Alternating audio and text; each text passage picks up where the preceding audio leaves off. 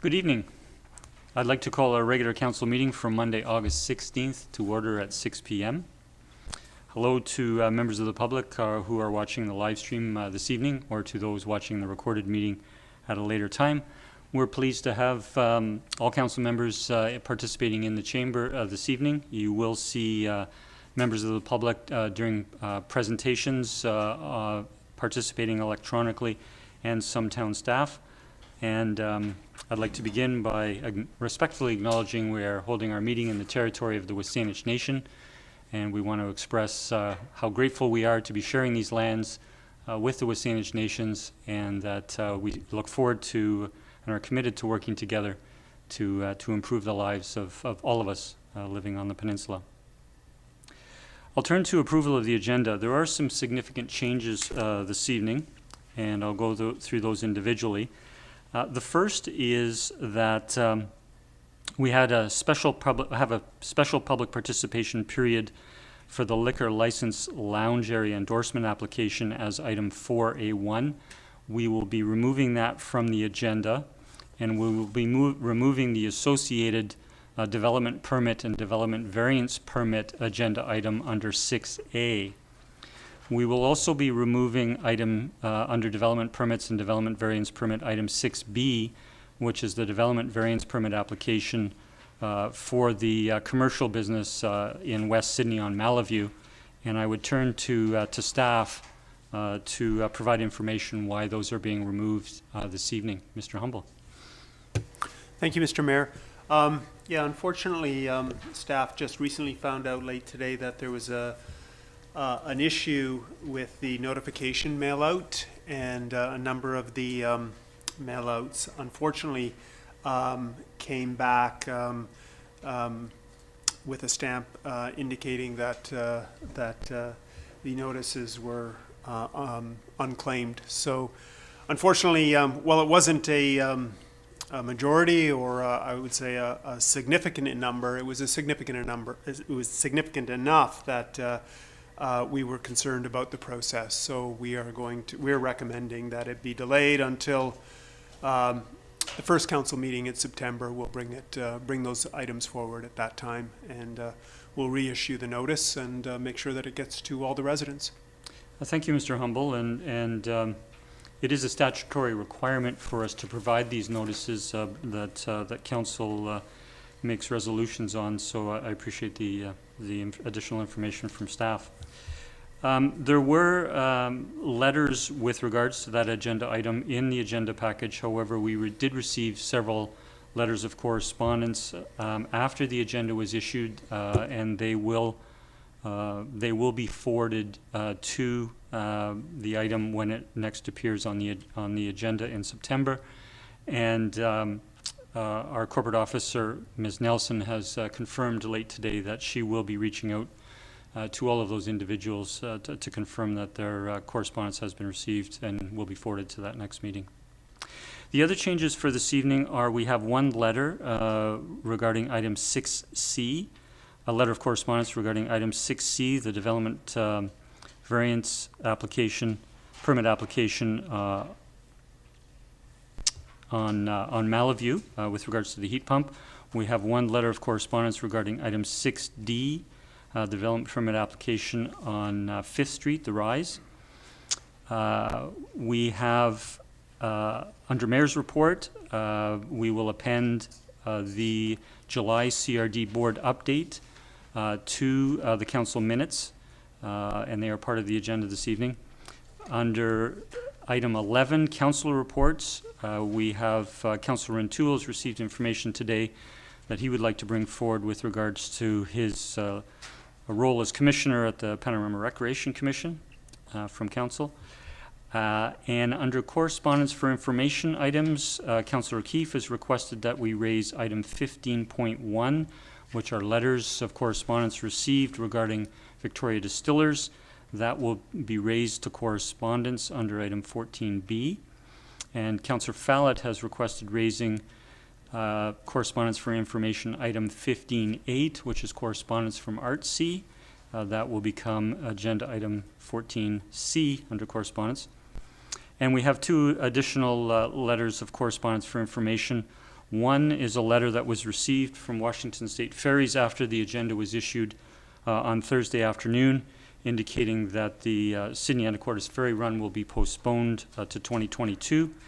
And we have a letter will now become item 1516 under correspondence for information. And that's a letter that all 13 mayors of Greater Victoria signed by the end of the afternoon on Thursday. That was to the Federal Minister of Public Safety regarding advocacy on the marine borders. And so that is included under correspondence for information.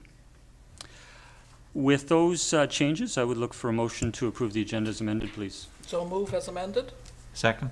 Moved and seconded. Councillor Rintoul. If you could maybe just speak to the rationale for not addressing under 6A the pay in lieu issue for Small Gods Brewing, in that it is separate from the matter that the mailing went out on. And my only concern in not addressing that third recommendation in 6A is that the recommendation is for owners and tenants in occupation to be notified and provide an opportunity for comment. And I'm wondering if we just then have a domino effect on the time frame if we don't address that third recommendation this evening. So I'll certainly yield to the logic that we had between staff and yourself putting the agenda together, but I wanted to raise that as perhaps a consideration. I'll make a brief comment and then turn to Mr. Humble. There was some discussion of that, and I think part of the discussion was that pending council's decision on the license application itself, whether it was what the outcome of that might have an impact on the decision with regards to the variance, or making a decision on the variance. But I'll turn to Mr. Humble if he, or Ms. Nelson. Yeah, thank you, Mr. Mayor. Yeah, I mean, staff would agree that I think that the elements of this particular application, the variance as well as the referral from LCRB are somewhat linked, and I think it would be better to address them together than separating it and creating a potential issue later on. Okay, thank you. Okay, so we have it moved and seconded in discussion. I'll call the question. All in favor? Motion carries. Thank you. And so we'll turn to our regular public participation period this evening, where members of the public have the opportunity to register to speak electronically before council. We have no one doing that this evening, but however, we have received one letter of correspondence, and I'll turn to Mr. Humble to please read that out. Thank you, Mr. Mayor. So this is this correspondence from Mr. David Calverley, excuse me, who resides at 9655 First Street. It reads as follows: Thank you for the opportunity to take part remotely in public participation. There are items on the agenda this evening, including some issues raised in correspondence that will have significant long-term impact on how our town looks and is experienced in years to come. I look forward to an interesting discussion of these items during the meeting, but there is one item that caught my attention that I feel deserves more than simple approval. Item 13B refers to a proposed amendment to the existing license of occupation for the concrete ramp between Divers Point and Glass Beach. I believe that the staff report makes an appropriate recommendation, but perhaps consideration should not end there. There is a great deal of discussion at the moment about this area of town and how best it can be developed. Proposals for replacement of the pier, for example, include ideas about how to improve access for visiting recreational boaters. The ramp in question would seem to be an opportunity to provide a kayak launch retrieval facility. At the moment, I have seen kayakers wheel or carry their kayaks down to the walkway and then struggle to get them down the stairs and across the beach. Having a ramp would surely make this simpler. I could imagine that such a facility could be considered as part of another overall plan sometime in the future, but I would like to make note of it now so that it is not forgotten. Of course, there will be considerations of liability, etc., and perhaps some safety features can be proposed by engineering staff at a later date. I doubt that the risks are significantly more than having someone take a tumble down the steps. Thank you for your consideration. Thank you, Mr. Cowley, for your input. That brings public participation to a close, and we'll now move to presentations. We have 3 this evening. I'll turn to the first, and good evening to Staff Sergeant Wayne Conley from our Sydney North Saanich RCMP detachment, who will be presenting quarterly policing reports. Good evening. Good evening, Mayor, members of council. Great to see you again. There we go. Good evening. Well, it's been a little while since I've been here to provide an update on policing, so I'm happy to do that this evening. You may have recognized that when you received the most recent crime statistic report, that it's been revised and in a different format. So what you're seeing is a report that now provides crime statistics for all the areas policed by the detachment. So Sydney, North Saanich, First Nations communities stats are included in that first part, and our Willis Point area that we're responsible for. And then there's a traffic collision and enforcement statistics for the area that we police, and then a separate Sydney report and a separate North Saanich report. So a little bit of an adjustment there for what we've been doing in the past, but we think this is the way we should go and forward. So if you have any comments about that this evening, then I'd love to hear from you about that. Just a very brief comparison of the crime patterns for 2021 in comparison to 2020. So we're seeing crimes against persons in Sydney at much the same level for the past 3 years. That's not really varied very much. Property crime levels are down about 17% for the first half of 2021, so that's good news. What we are seeing is a higher incidence of fraud victimization. Still, theft and mischief are problem areas, but not what they've been in the past, so that's, again, great to see. Other criminal code offense categories, like disturbances and breaches, that sort of thing, are slightly lower at about 9% from last year. And then the number of traffic collisions declined about 15%. Impaired driving within Sydney rose slightly, about 17% up. Total of 680 traffic enforcement actions over the first half of this report, of course, is up to the 1st of July. So just a couple of additional notes that mental health calls continue to rise, 12% increase the first half of this year. The number of prisoners held has significantly declined by 25%.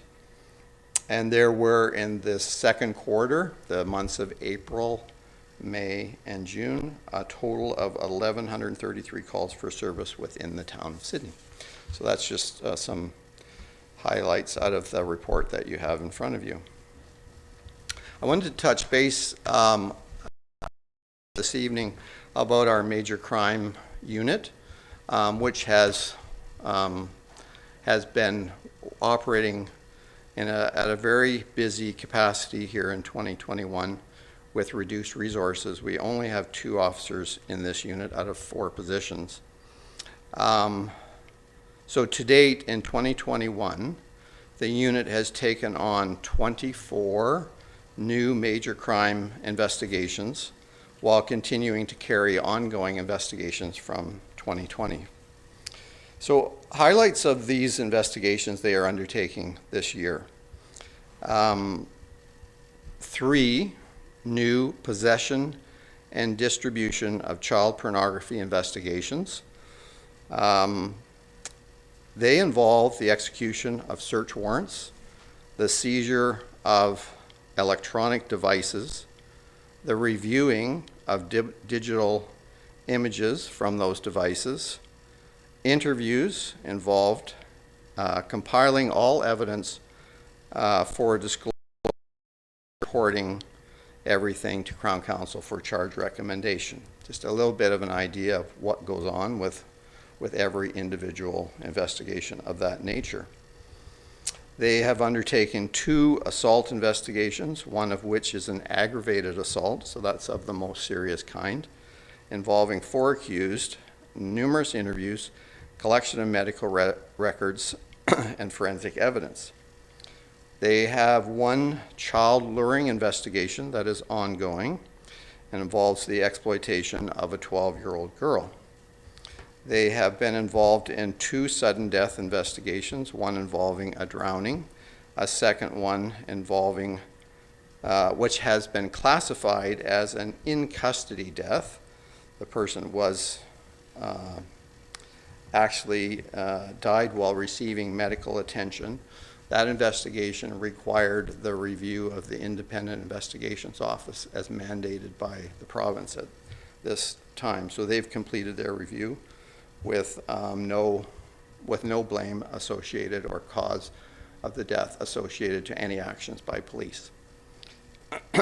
There has been 1 human trafficking and robbery investigation, so 2 different offenses involved in this. Been an ongoing investigation for several months.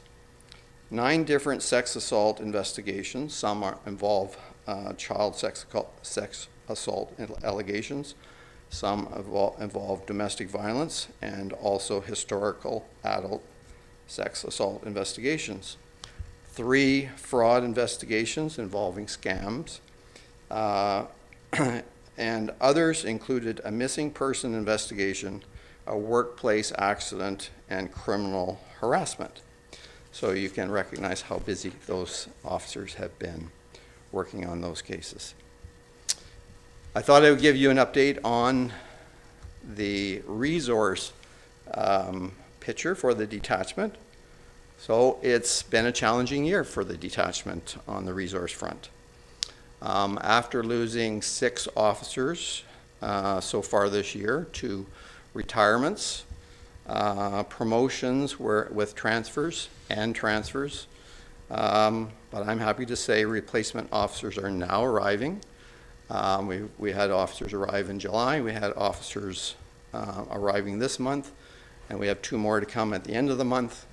However, we still have 2 more positions to be filled, and I do not have officers named to those vacant positions as yet. That's to come.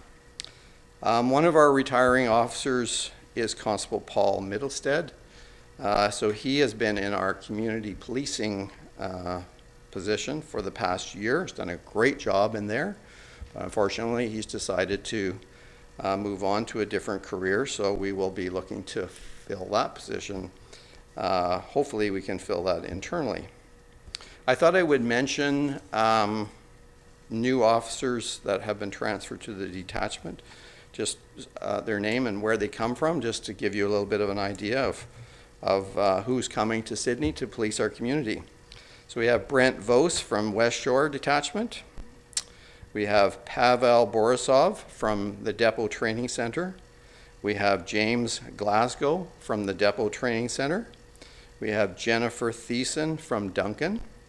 We have Brandon Leegee from Port McNeill Detachment. We have Tracy Wallbank transferring from Barrier Detachment, and Luke Bonneau from West Shore Detachment. So gives you an idea of a little bit of a mix of new officers and those that have served elsewhere and coming into the community to police. Over the summer months, officers from the detachment have been deploying to Fairy Creek on a weekly basis, and 1 officer has done 2 deployments to interior wildfires, so adding to some strain on the local police resources. I saw a notice today that the wildfire situation in the interior worsened over the weekend, and they're looking for more officers to deploy up there. So we will do what we can to support that based on the ratios that are expected. So a little bit on the specialized policing front.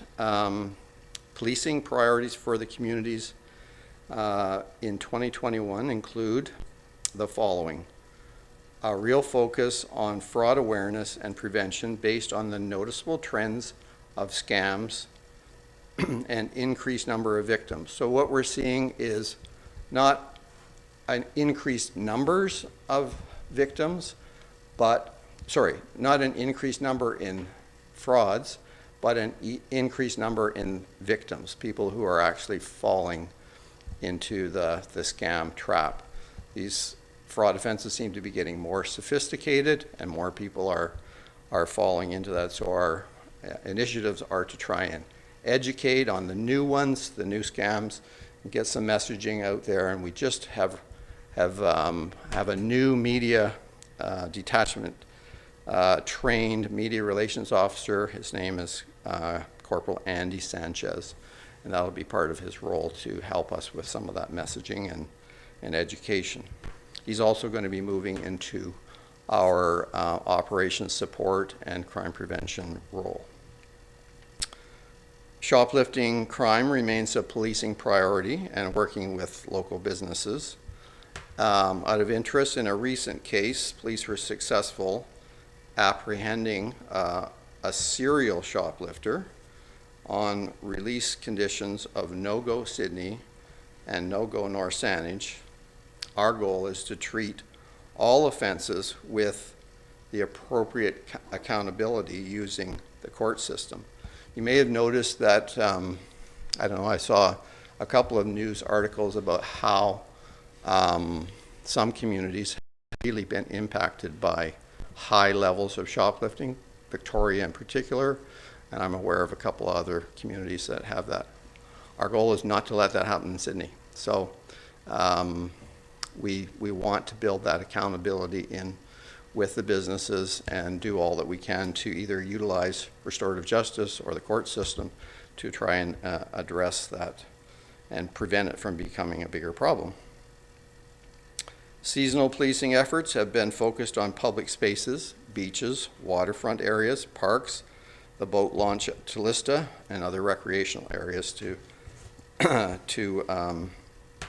focus on those areas as safe places for the community. An update on the Block Watch program I thought you might be interested in. So our Auxiliary Constable Ian Collis coordinates that program. He advised me that there are 17 Block Watch groups comprising 537 residences within Sydney. 8 new Block Watch groups are in the process of setting up. When a new Block Watch group is established, Block Watch signs are installed in the neighborhood by the Municipal Works Department. And through the Block Watch program, information on scams, crime prevention tips, areas in the community where theft from vehicles and other property crime have occurred is circulated to the Block Watch group, so they're kept apprised of what is happening in their neighborhoods. I believe that the Block Watch group is being incorporated into the Town of Sydney's heat response plan. That was looked into by our fire department, and it will be supported by the Block Watch program. And the other piece to that was the Block Watch Society has teamed up with BCAA to distribute kids playing slow down signs, and our detachment has been distributing those signs as the different Block Watch groups show interest in that. Traffic enforcement remains a high policing priority as well, with a specific focus on speed enforcement for high volume traffic and problem corridors, road checks to apprehend drinking drivers, distracted drivers, and prohibited drivers. And then lastly, I just wanted to comment on the building projects. So preparations, I think, are moving forward for commencement of the secure parking lot in the fall, is my understanding. So that's not too far away. And then I've been working with the town about the interview room project, which is going to require some modifications to our building. It will involve relocating of the interview room space that we have, modifications to that room, removing windows and soundproofing, installation of a monitoring room, replacement of the video and audio recording equipment, relocating the civilian fingerprint scan equipment to the foyer front counter area so that we're not losing space in a room. We've already got limited space as it is, so those will be welcomed improvements when we get the plans all figured out and move forward with that. So that's pretty much what I have to share. If there are any questions, I'm happy to try and answer them. Thank you, Staff Sergeant Conley. I'll turn to colleagues, Councillor Garnett and then Councillor O'Keefe. Thank you, Mayor McNeil-Smith. Thank you, Staff Sergeant Conley, for the report. And thank you for your efforts. You talked about the strain your department's under from being understaffed, and we know where that falls on your shoulders, being the staff sergeant. So thank you for all the efforts you're putting in, given the situation you're going through. Specifically with regards, I'm looking at the collisions little diagram. And by the way, I do like the format you print out here. It's really easy to follow, so I appreciate that. Thank you. And I noticed, of course, the McTavish traffic circle. Yes. And so as a person who uses it every day in my occupation and having several near misses every week from people coming off the highway not yielding, do you as a person who's been in this job for so many years, do you have any ideas of how we can do anything to improve that? I know I'm reaching a long question there, but. Yeah, I guess a while back we did a little bit of an analysis of those roundabouts, and what we determined was that the eastbound traffic from the airport was sort of treating the roundabout as a throughfare, and I believe that there were some changes that highways did for signage. I don't drive that route, so I'm not really sure what those changes were, but I mean, I would say that it's probably difficult to change those things. Are you seeing a particular other part of the roundabout that's the other coming off the highway going to the airport is also an area where I've been in and had to slam my brakes on pretty routinely, or I'm going to be hit. But okay. I'm always driving with that, thinking that's going to happen. So yeah. But because so many people come in there that don't use it, I think that's one of the biggest problems. They're just not educated on how to use it properly. Yeah. And they're not normal users of it. I think the people that normally use it are fine, but that's kind of I think what happens to and from the airport, not having knowledge. And so I mean, I think as long as you anticipate that is a probability, it's less likely to happen. But I was wondering, in terms of policing, if there's something that you've seen that you could maybe think might work to help mitigate what goes on there on a daily basis. But I know it's really challenging. Yeah, it's something we can talk about within, because sometimes I rely on the feedback from the officers who are out there on the road and attending these accidents. Yeah. So that would be a good first step for me, would be to explore with them. So what do you think would change things? Because they're actually attending the accidents and they're seeing what's contributing factors there. So thank you for that. I'll make a note of that. I'll talk to them and see if I can resurrect something that could be suggested to the Ministry of Highways, right, in terms of improvements. Right. Thanks very much. It's been a problem since the beginning, right? Since the beginning. Yeah. Thank you very much. Appreciate it. Yeah. What we do see, though, I think to say is that, so for those of us that remember what was there before, the severity of the accidents is a different thing than it used to be. I don't know that we have less accidents, but we have less severe accidents. Yeah. Thank you, Councillor. Councillor O'Keefe. Thank you. Thank you for the report. I have 3 questions, I think. We'll start with that. So the first one is about your resourcing challenges. So getting people here. And so I'm wondering, is that a result of general shortages of officers within the RCMP and the inability for the organization to generate enough recruits? Or is there something about Sydney that makes it hard to attract people here, like price of housing or whatever? Well, it's kind of an involved process that would take a little bit of time to explain, which I won't do. Okay. But in a nutshell, I guess I would say that the lateral interest, so the interest of other officers to come to Sydney isn't that high, which surprises me because it's such a wonderful community, but maybe the cost of living in that has a big factor there. So, so yes, that presents a challenge.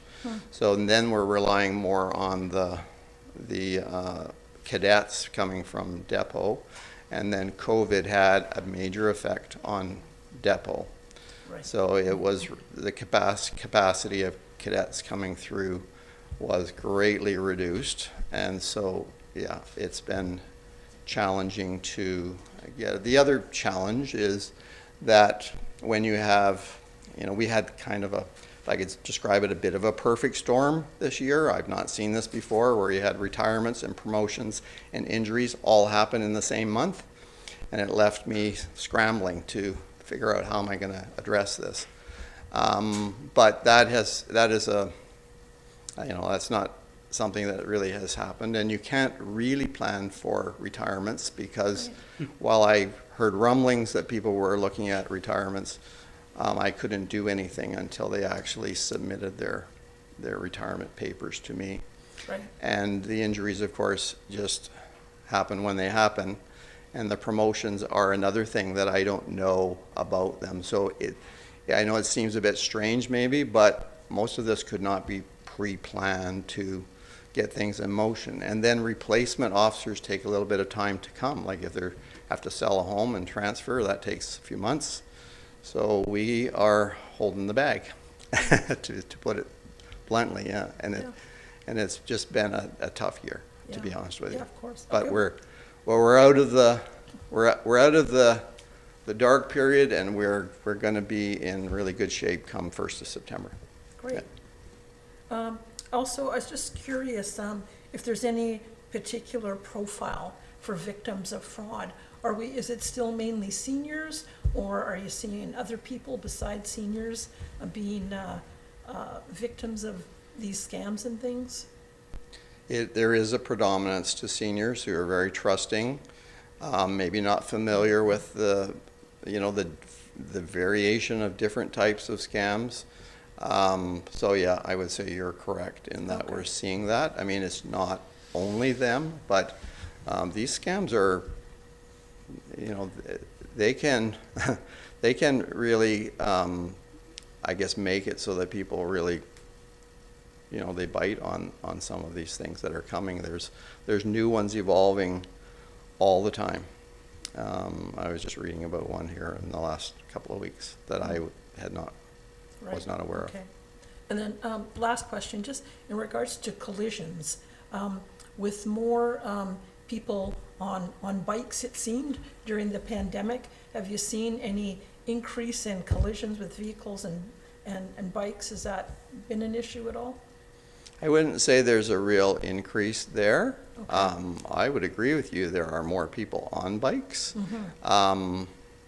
I've been wondering in the back of my mind whether the e-bike thing was going to become a factor, only because, the severity, because they travel faster, right? Right. But I haven't seen any shift in the number of pedestrian or cycling crashes. In fact, our crashes are down, right? So it's a good thing. Yeah, okay, Yeah. that's good. Thank you.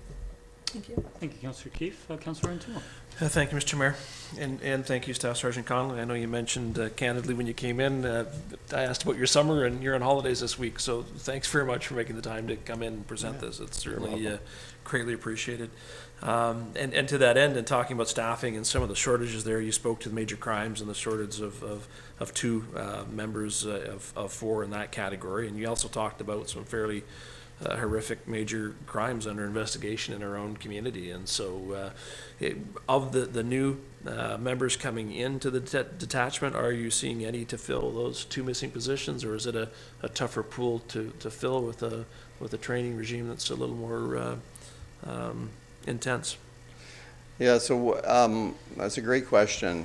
What happened was we lost the corporal in charge of that unit almost a year ago, about 9 months ago, and through an evolution of processes, it ended up that it went to promotion.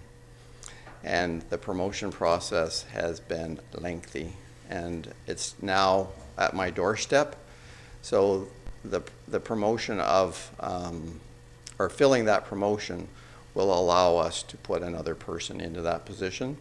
The fourth position we'll probably try to fill internally, but because our vacancy pattern has been so large, my core policing, so the emergency response, the patrol officers, I've had to try and keep those watch members at a level where they always have enough resources to respond to everything and backup and all of that. So it's a bit of a balancing job, right, to do that. But yeah, they've had a busy year for sure. So I'm trying to alleviate that sooner than later. Good. Yeah. Thank you, sir. Sergeant. Thank you. Seeing no further speakers, I'll just say a big thank you to Staff Sergeant Conley. From my perspective, I think the new format of the reports are more informative, and thank you for those changes to both to members of the public who take an interest. And thank you for the presentation that reminds us of the breadth of policing activities that take place in our community, the severity of many of them. And while we don't like to remind ourselves that we're in the 17th or 18th month of a pandemic, we express our gratitude as frontline first responders to important matters in our community, the continued professional work that our detachment and members are able to do, during the pandemic. I'm pleased to hear of the transition that will bring new members and help that transition, and hope that goes well. And again, thank you very much. Well, and thank you, Mayor and Council, for all your support and the changes that are going to happen with our building. And, it's things that take time to evolve, but they're all good things. And the report, I think, I didn't really say but comment on, but it was like when I dice it up, and I just talked to Sydney, Mayor and Council, about just Sydney, it doesn't really give you the true picture of what the detachment is managing. And it always left me with, sort of an empty feeling. I went like, but they only piece, and they don't really know about the whole pie. So I'm glad that you support that little change, more informative. So hopefully it's good. We can always change it if needed, but appreciate it. Thank you very much. Thank you. Have a good meeting. Evening.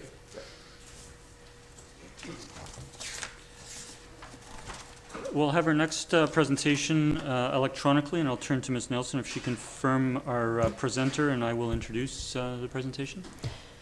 Yes, Mr. Gillespie, are you there? Yes, I am. Thank you. Although I do note that two of my colleagues have yet to be admitted. Yes, Shane Moore and Bal Clear. Okay, we'll let them in right now. Thank you so much. Yep.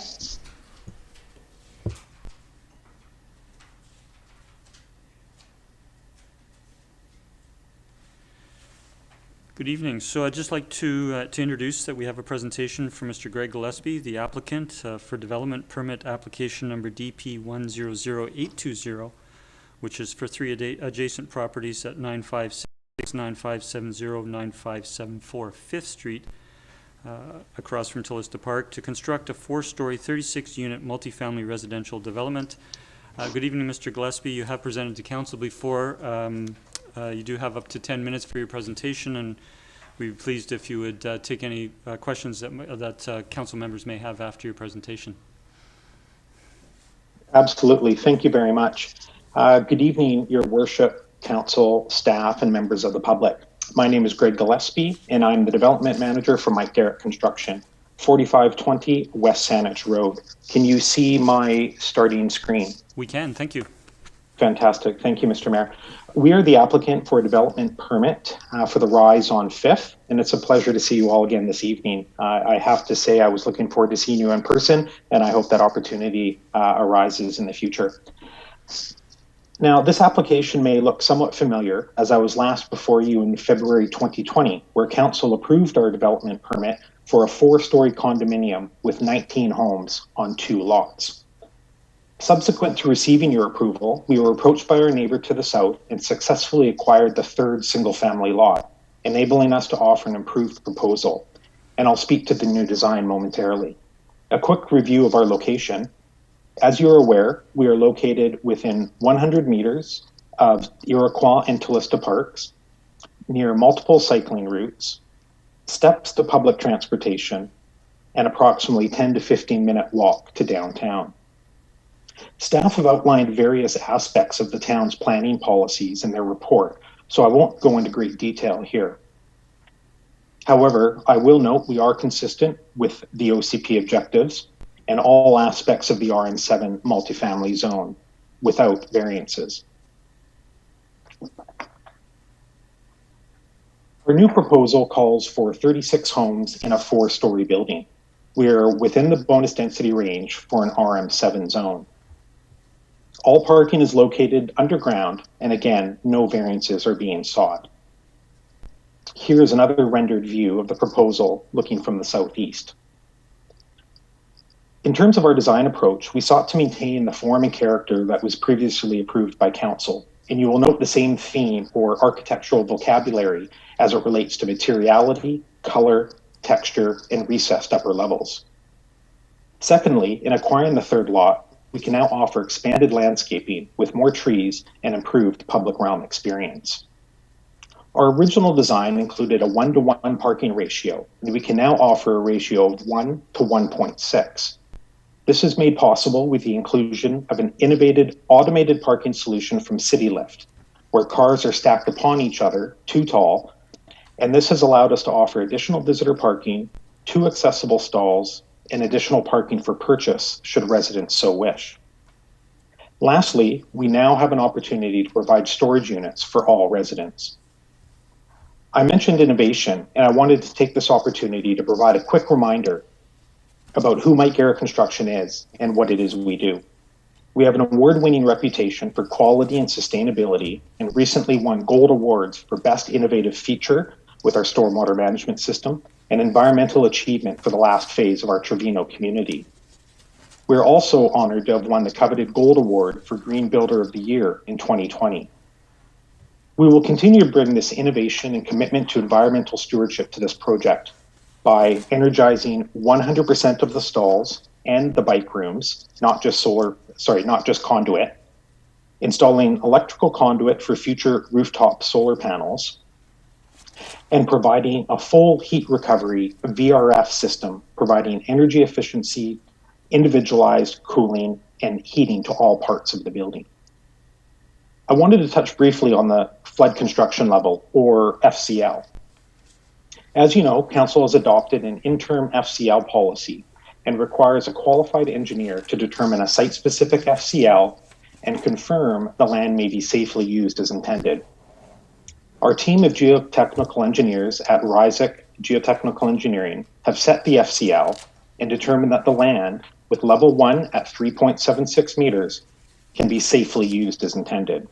It is important to note that this is the exact same L1 as previously approved.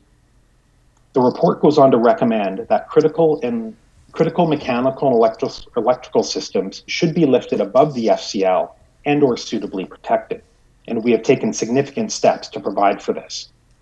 Specifically for our mechanical systems, no part of the main heating, cooling, and ventilation system is below the FCL. In fact, main domestic water shutoff, backflow preventers, and main water meter will be installed above the FCL. The parkade exhaust system is installed on top of the grade with electrical disconnects located above the FCL. The fire suppression equipment, including main flow switches and shutoff valves, will be located above the FCL. For electrical, life safety systems such as the fire alarm and emergency lighting will be located above the FCL. The automated parking system, including EV charging infrastructure, will also be protected with GFCI, ground fault circuit indicators. Electrical disconnect switches will be located above the FCL. Electrical panels on L1 will be located above the FCL, and all L1 suites and common areas will be protected with GFCI. These initiatives are in addition to the previous measures agreed to, including appropriate wayfinding signage, and of course, a Section 219 covenant will be registered on title of the property, holding the town of Sydney harmless. Regarding neighborhood engagement, although there is no formal requirement to notify neighbors with a development permit application, we took a similar approach as before and reached out to all neighbors within a minimum 75-meter radius. Specifically, we hand-delivered notices, emailed plans, or met with all residents on Schooner Close and Marvette Place, 42 strata residents next door at Blue Waters via their strata council, the Sydney Lawn Bowling Club, Saanich Peninsula Lions Food Bank, and the Sydney Community Association. One resident reached out with questions about our construction schedule.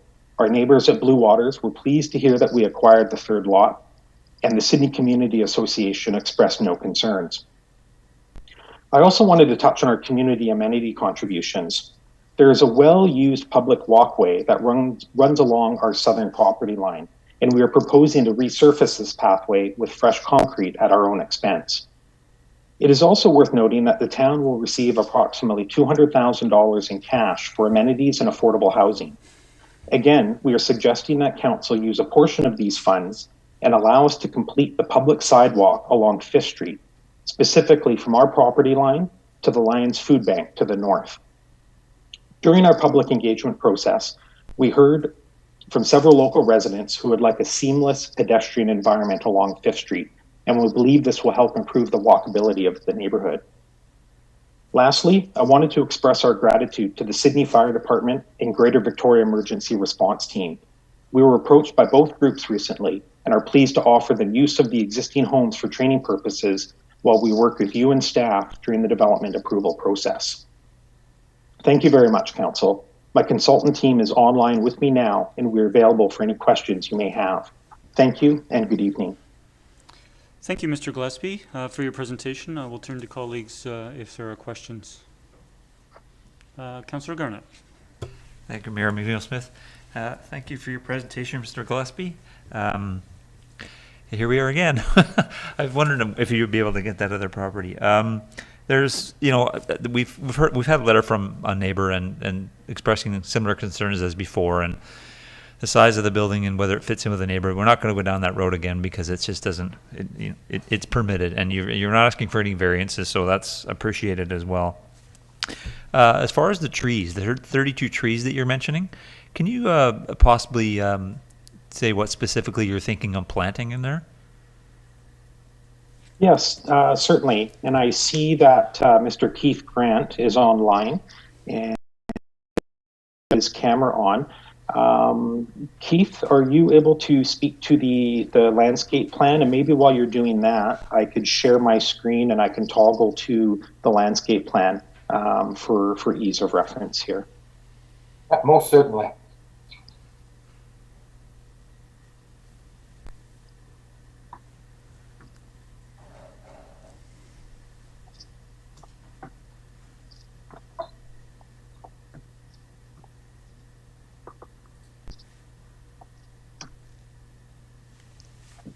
Okay, so beginning maybe at the 5th Street frontage, the trees against the patio spaces along 5th Street are smaller trees. It would be something like a star magnolia.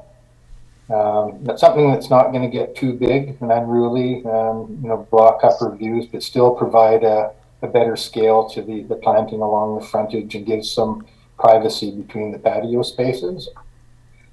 Along the southern boundary, along the upgraded public walkway access Greg mentioned, there'd be 3 medium-sized trees, something like a Japanese snowbell, which is about a 30-foot deciduous tree, very nice in terms of pedestrian scale.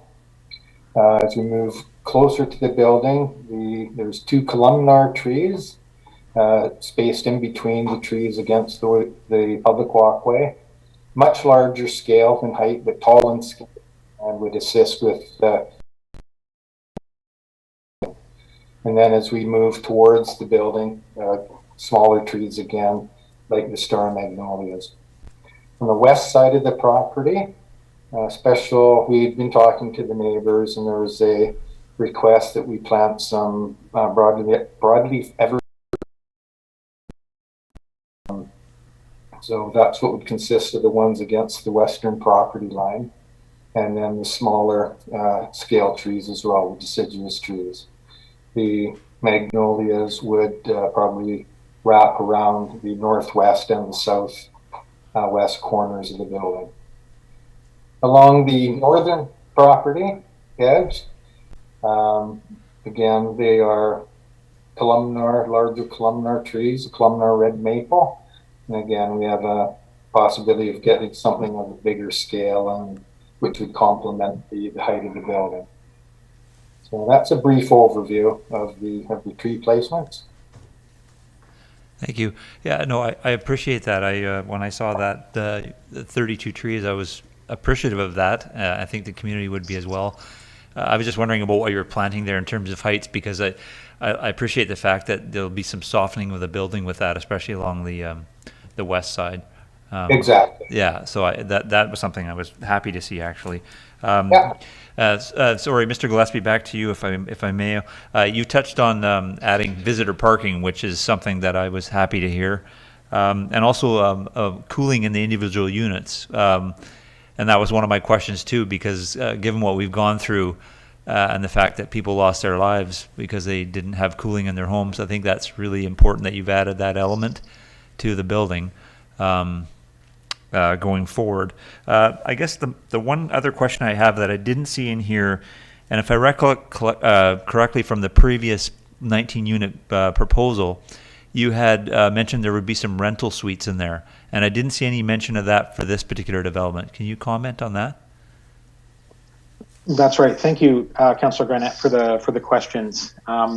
That's correct. We are proposing 100% market condominiums in this particular development. We took a look at a number of things. One was the housing needs assessment, and while the housing needs assessment for Sydney certainly did identify rental at various affordability levels as a large need, we also took another look at the demographics in terms of the predominant home ownership that we see in the town. I believe it's more than 3/4 of residents are owners. And half of the people, of the residents, are actually moving in from other parts of town. The housing needs assessment also commented on market housing and the need for market housing to address that population growth, that anticipated growth. And that's really where we ended up focusing on in providing adequate and suitable. And by adequate, I mean, building of high quality, and suitable, providing a range of tenure, a range of home sizes. We did look at rental, but I at this point in time, given the cost of land and the increasing cost in construction materials, which has been significant for the industry, including ourselves, our proposal at this point calls for 36 market homes.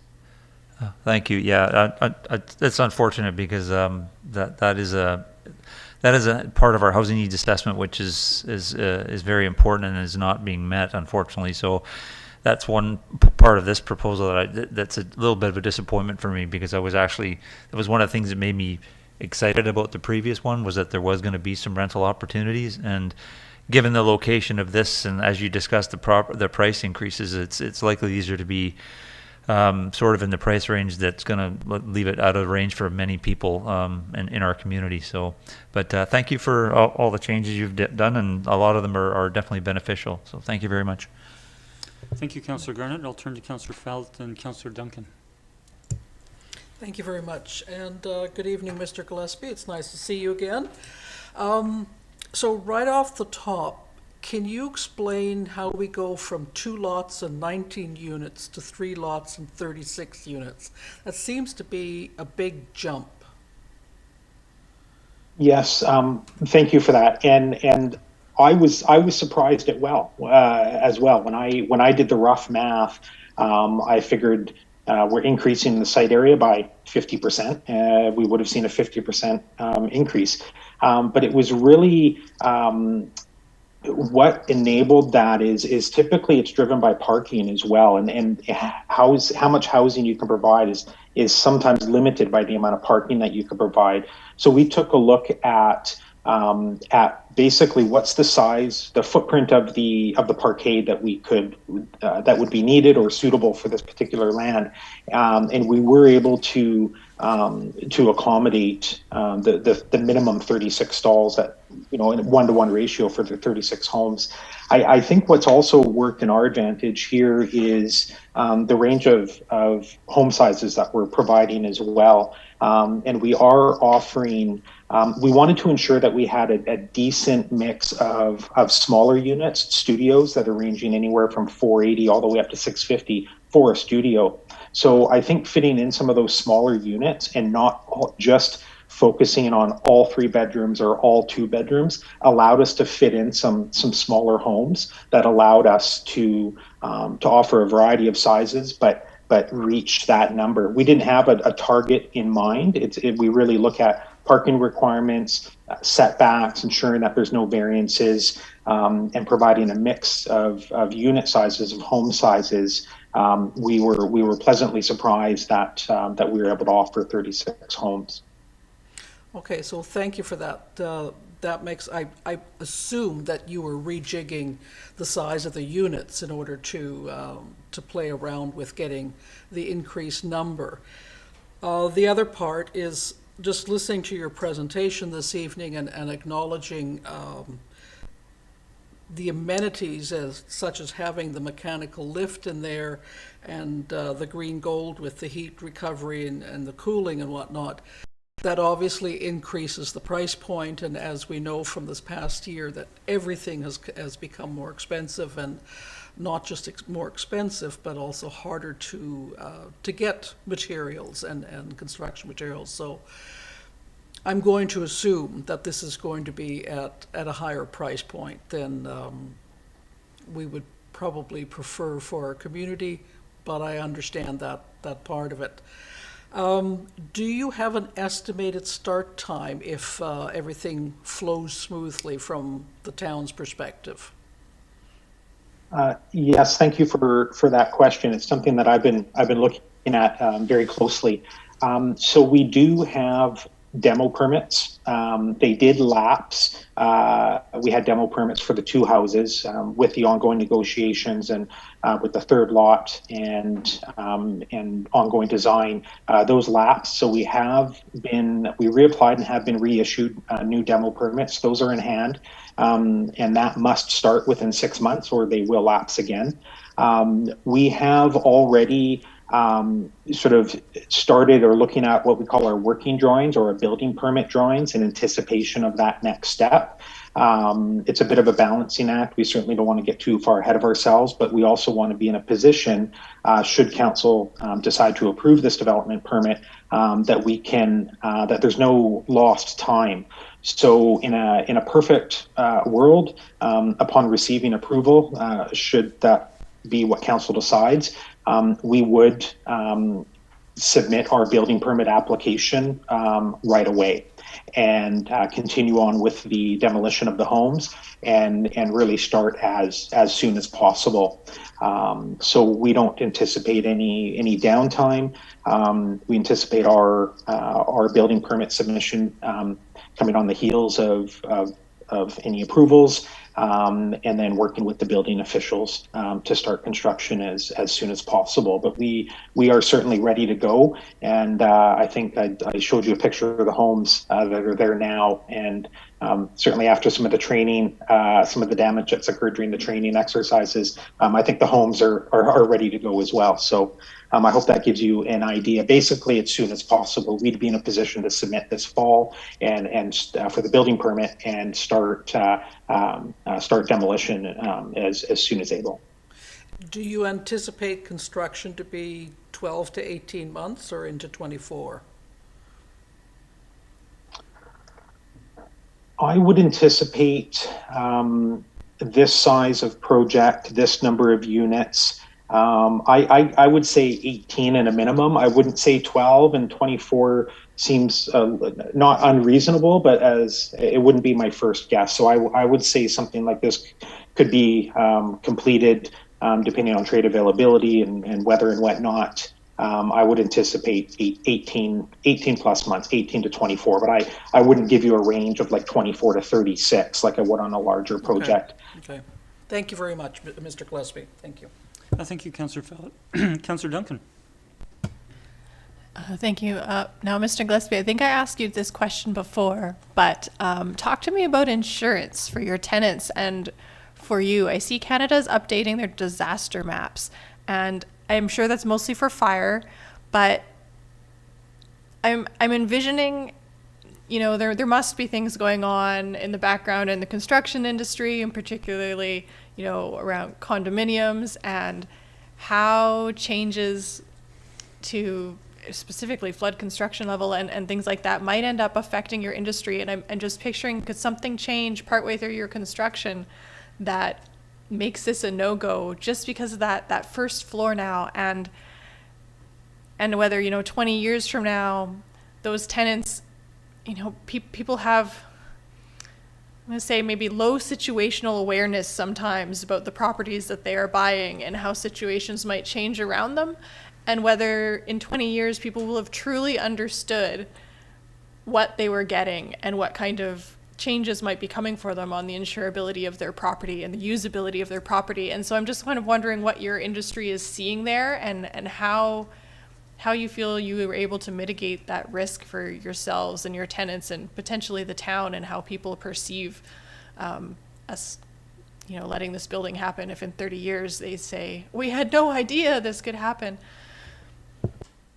Right. Well, thank you, Councillor Duncan, for the question.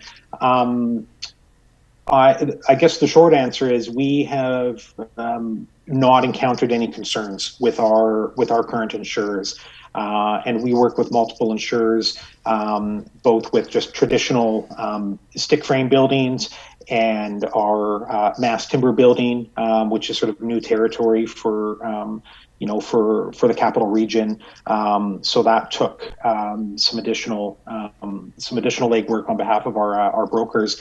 But we've also been chatting with them about this property, keeping them apprised. Everybody's quite excited and is interested in learning more. So it's not something that we've encountered at this point in time. I've made a note here. It's probably going to be one of the first calls I make tomorrow morning is to our insurer to say this question came up.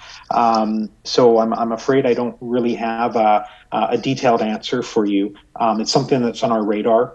Like I said, we encounter it across our traditional buildings and changes in those rates, but also some more of our unconventional buildings, such as our mass timber building as well. But that's certainly something that I could follow up with, you know, with councillor or staff as well. But there's been no concerns or flags raised by our industry partners at this time. Oh, thank you. And I just based on the staff's comments here about their concerns on their initial review, I think probably everybody would like to hear what you hear. Thank you. If I may, Mr. Mayor, perhaps I can I'm just scanning the screen here. I can look to my colleague Shane Moore with Rysic and just see if he has any additional comments to add, or my architect Tony James. Just checking in with you two individuals if you have any brief comments to share with that regard, something I've missed perhaps. With your permission, Mr. Mayor. Certainly. Thank you. Thank you, Greg, and good evening, Mayor and Council. The only additional commentary I would offer is that there is a Section 56 covenant registered on the title, which holds the municipality harmless and advises any potential buyer in the future that there is the potential for such. So it becomes exceedingly difficult for a buyer to become unaware or to claim subsequently that they were unaware. It's much, much different than if you go and buy yourself a 1950s brick house, I can tell you right now that thing's not seismically stable, highly unlikely. So when it's registered on title, I think that goes a long distance to ensure that it is that the buyers are aware of the process. Thank you. Thank you, Councillor Duncan. I'll turn to Councillor O'Keefe. Thank you, and thank you for the presentation. A couple questions from me. First of all, in regards to affordable housing, and I'm wondering, did you consider at all tapping into any of the programs, provincial or federal? Some of those are administered by the CRD. Did you look at those to see whether there might be an option to tap into that to allow you to provide some affordable units? Thank you, Councillor O'Keefe. That's a great question, and certainly those are programs that we have some familiarity with. In fact, we have a below market rental program that we are involved with the Capital Regional District at our Trevino project, and we've also just secured. We've just secured the municipal approval, but we're working through the agreement with the CRD on a second project that would see some below market housing as well. So we are familiar with those programs.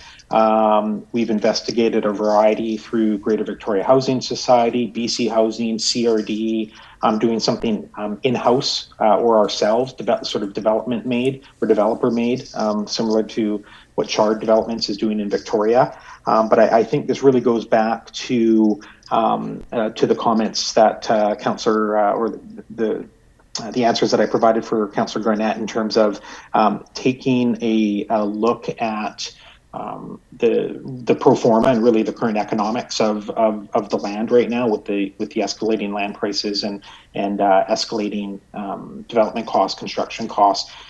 It wasn't working for the pro forma. It wasn't working for the viability of the project. Given that there is some interest and I'm not surprised that these comments and passion was shown last time we worked with council. So I'm encouraged to see these comments being made now. I can certainly commit to give it another go with our senior team and just triple check and see if there isn't an opportunity. But to answer your question, we did look at it. It was not working for the viability of the project, but we have had success with some of our larger projects. Typically, these are where there might be 200 or 250 homes, and that it can scale a little bit better as opposed to a smaller project with 19 or 36 homes. But I can certainly commit to exploring that in more detail with our team and make sure that we've exhausted all opportunities. Yeah, thank you. I would be interested hearing more on that if you can sharpen your pencils and look at some of those things and see if, not necessarily the whole development, but if there's a portion that you could perhaps, I myself would focus maybe on the adaptable units because there's a special shortage of housing for persons with disabilities, so that would be something good to see. And I don't know if in your figurines whether there's things that I don't know whether the town could do in terms of taxes. I forget the name. What is that? Anyways. What options might be available from our end to support something like that? I also had a question about parking. So happy to see lots of parking, more than is required. So is that extra parking going to be visitor parking? Is it going to be available for the residents in that building? Or is that something that you're going to be putting out to the market, for rental? Oh, yeah, interesting question. We hadn't thought about offering out as rental to surrounding neighbors. That's quite interesting. So what we've been able to do with this City Lift the city lift puzzle parking, they call it, is we've been able to essentially offer sort of a second level without having to go deeper and incur more costs or go much further below sea level. So the 1-to-1 ratio that is required with our previous design, where we were able to offer some visitor, but we're offering up to 7 visitor stalls for this particular project, which is great, and I think helps alleviate some of the concerns that our friends at Blue Waters had about the spillover and people parking in their parking lot. So we have a total of 7 visitor stalls. We're only required to, I believe, have 1 accessible stall, but we have doubled that and are offering 2.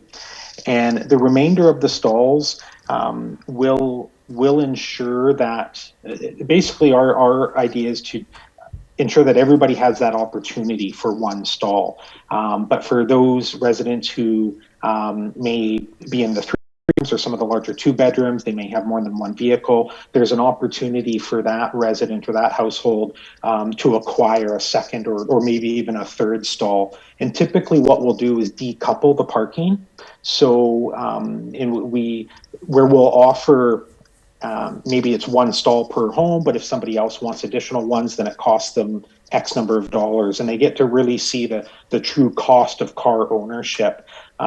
So those are some of the strategies that we've typically employed before in terms of decoupling the parking. We have no plans to rent to third parties and have them using the premises. But we are pleased to be able to offer additional accessible stalls, 7 visitor stalls, and then additional stalls available for purchase by the residents should they wish. And I should add, I'm so sorry to interrupt there, I should add, you may recall our previous design had some lay-by parking on 5th Street. If I'm not mistaken, it was only about 2 stalls that were available. So we are proposing similar lay-by stalls for the length of our project as well. That allows for some additional vehicles. I believe it's 4 outside. And this could be visitor or drop-off or loading, people moving, deliveries, etc. So we're pleased that we're able to offer more parking, but without having to offer up more surface or having to go deeper levels. So I hope that addresses your question. Yes. What I'm a little bit concerned about is that I get nervous about the decoupling of the parking. And I'm wondering, just in terms of, have you seen in other developments instances where people will not pay extra for the parking spot, thinking that they're going to park on the street? And I'm wondering, how much extra do they have to pay for a parking spot? Yeah, good point. We haven't experienced that ourselves. Typically, in terms of somebody trying to save on the extra stall than parking on the street or around the corner, because typically we've oversupplied parking in some of the other larger projects. In terms of, I don't think we've settled on a dollar figure for the stalls, but they historically it could be anywhere from I'd say $40,000 to $50,000 additional for a stall. Should somebody, if they're guaranteed to have that second or third vehicle, then they will incur that extra cost. We have yet to. We're really going to be working with our sales and marketing team and doing that market analysis, working with our realtors in terms of what the demand and the need is, and what people are looking for in the market at that time. Again, we don't want to get too far ahead of ourselves in terms of our marketing. We're not able to sell or market any homes right now, so we need to be very careful of that. But it may be the case that, the realtors come back and the team comes back and says, absolutely, everybody must have 1 stall included in the purchase price. So it's that those details have yet to be resolved. But we have not encountered a situation that we're aware of where people have forego the extra stall in lieu of parking across the street or down the road. Okay, thank you. But it's a strategy, it's a tool that we have in our toolbox. Okay, thank you very much. Thank you, Councillor. See no questions from other colleagues. Thank you for the presentation, Mr. Gillespie. I do have a series of questions. And I think I'm grateful for the many and varied questions from colleagues and your responses and your colleagues' responses to them. I again would encourage a renewed look at affordability. We appreciate this is waterfront and where that fits in the market. But going from 3 single-family residence homes to 36 homes is quite an increase, and pleased to see, as you've indicated, the different types of tenures in terms of the sizes of units, and perhaps a portion of each of the sizes from the smallest to accessible to others might be made affordable in some fashion. And thank you for the questions with regards to parking, particular on the street. That was a question I had. A couple of questions I have before comment or a reserve comment is I'm looking at the west elevation drawing in the package, and I'm curious to the height of the fence, and I gather that's a fence that you will be constructing, or will you be relying on the existing fences for the single family residences that are there? Yes, thank you for the question, Mr. Mayor. We're not seeking any variances, so the height of the fence will be per bylaw. I believe it's 1.6 or 1.8, if I'm not mistaken. Perhaps Keith can have a quick look at that, and I'm happy to pull up the drawings if it's easier reference for everybody. So the plan is to have a standard size fence, and that would be our responsibility.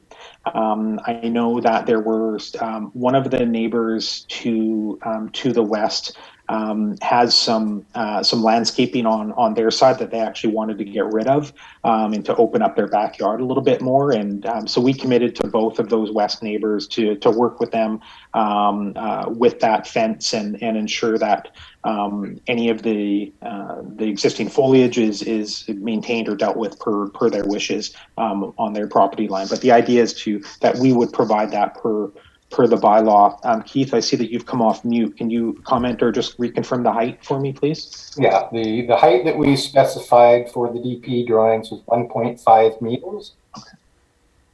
Thank you.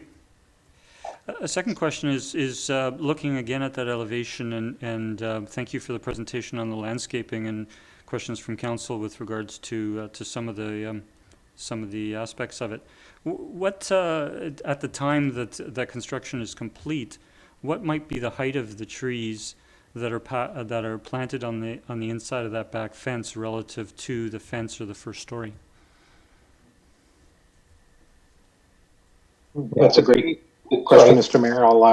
I'll pass. Typically, we look at what's available and sort of the highest quality and height. But Keith, I see you come off mute, so perhaps you can comment on what the goals are for starting heights and ultimate finishing heights. Yeah, for the western property line, we're as per the requests from the neighbors, we're going with an evergreen magnolia, and height-wise, at the time of planting, would be around 10 foot in height. Now, I would clarify that its availability is quite critical for these things, but I'm saying now that 10 foot would be a reasonable height.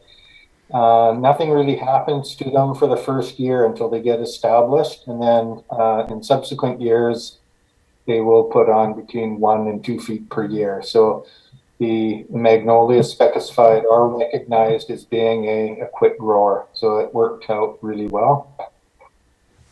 Thank you for that.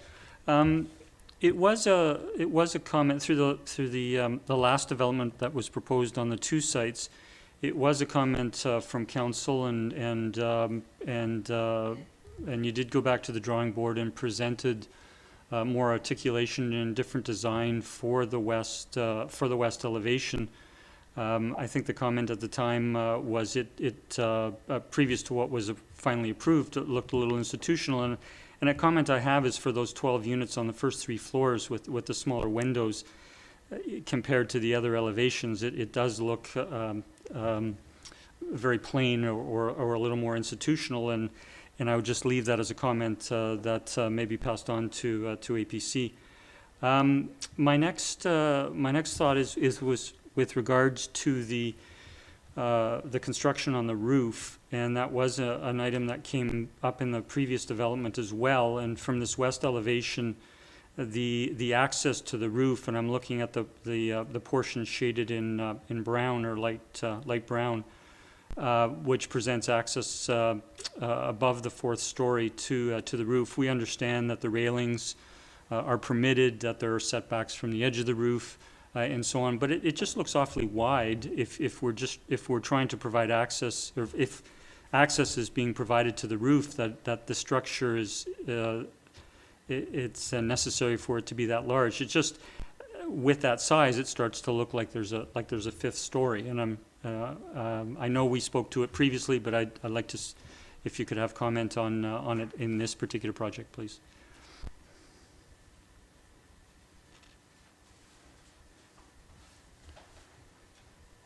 Certainly, Mr. Mayor, thank you.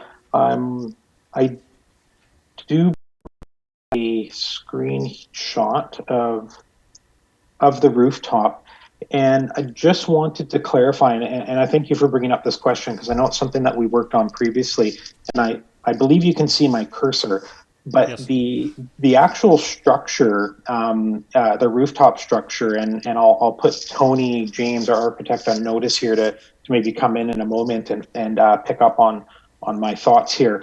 But that physical structure is rectangular in shape and runs east to west. So it has the smallest profile here on the smallest profile for those residents in the neighborhood to the west. What you see here in terms of a larger rectangular structure that's perpendicular, that's running more north-south, is really screened mechanical equipment.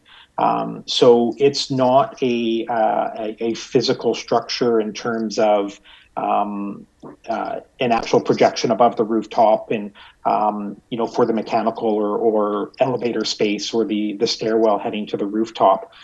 So the actual physical structure runs left to right on the screen here, east and west. But this larger rectangular structure is, which appears to perhaps have a larger profile, is not a physical structure or physical part of the building. It's basically the screened mechanical equipment.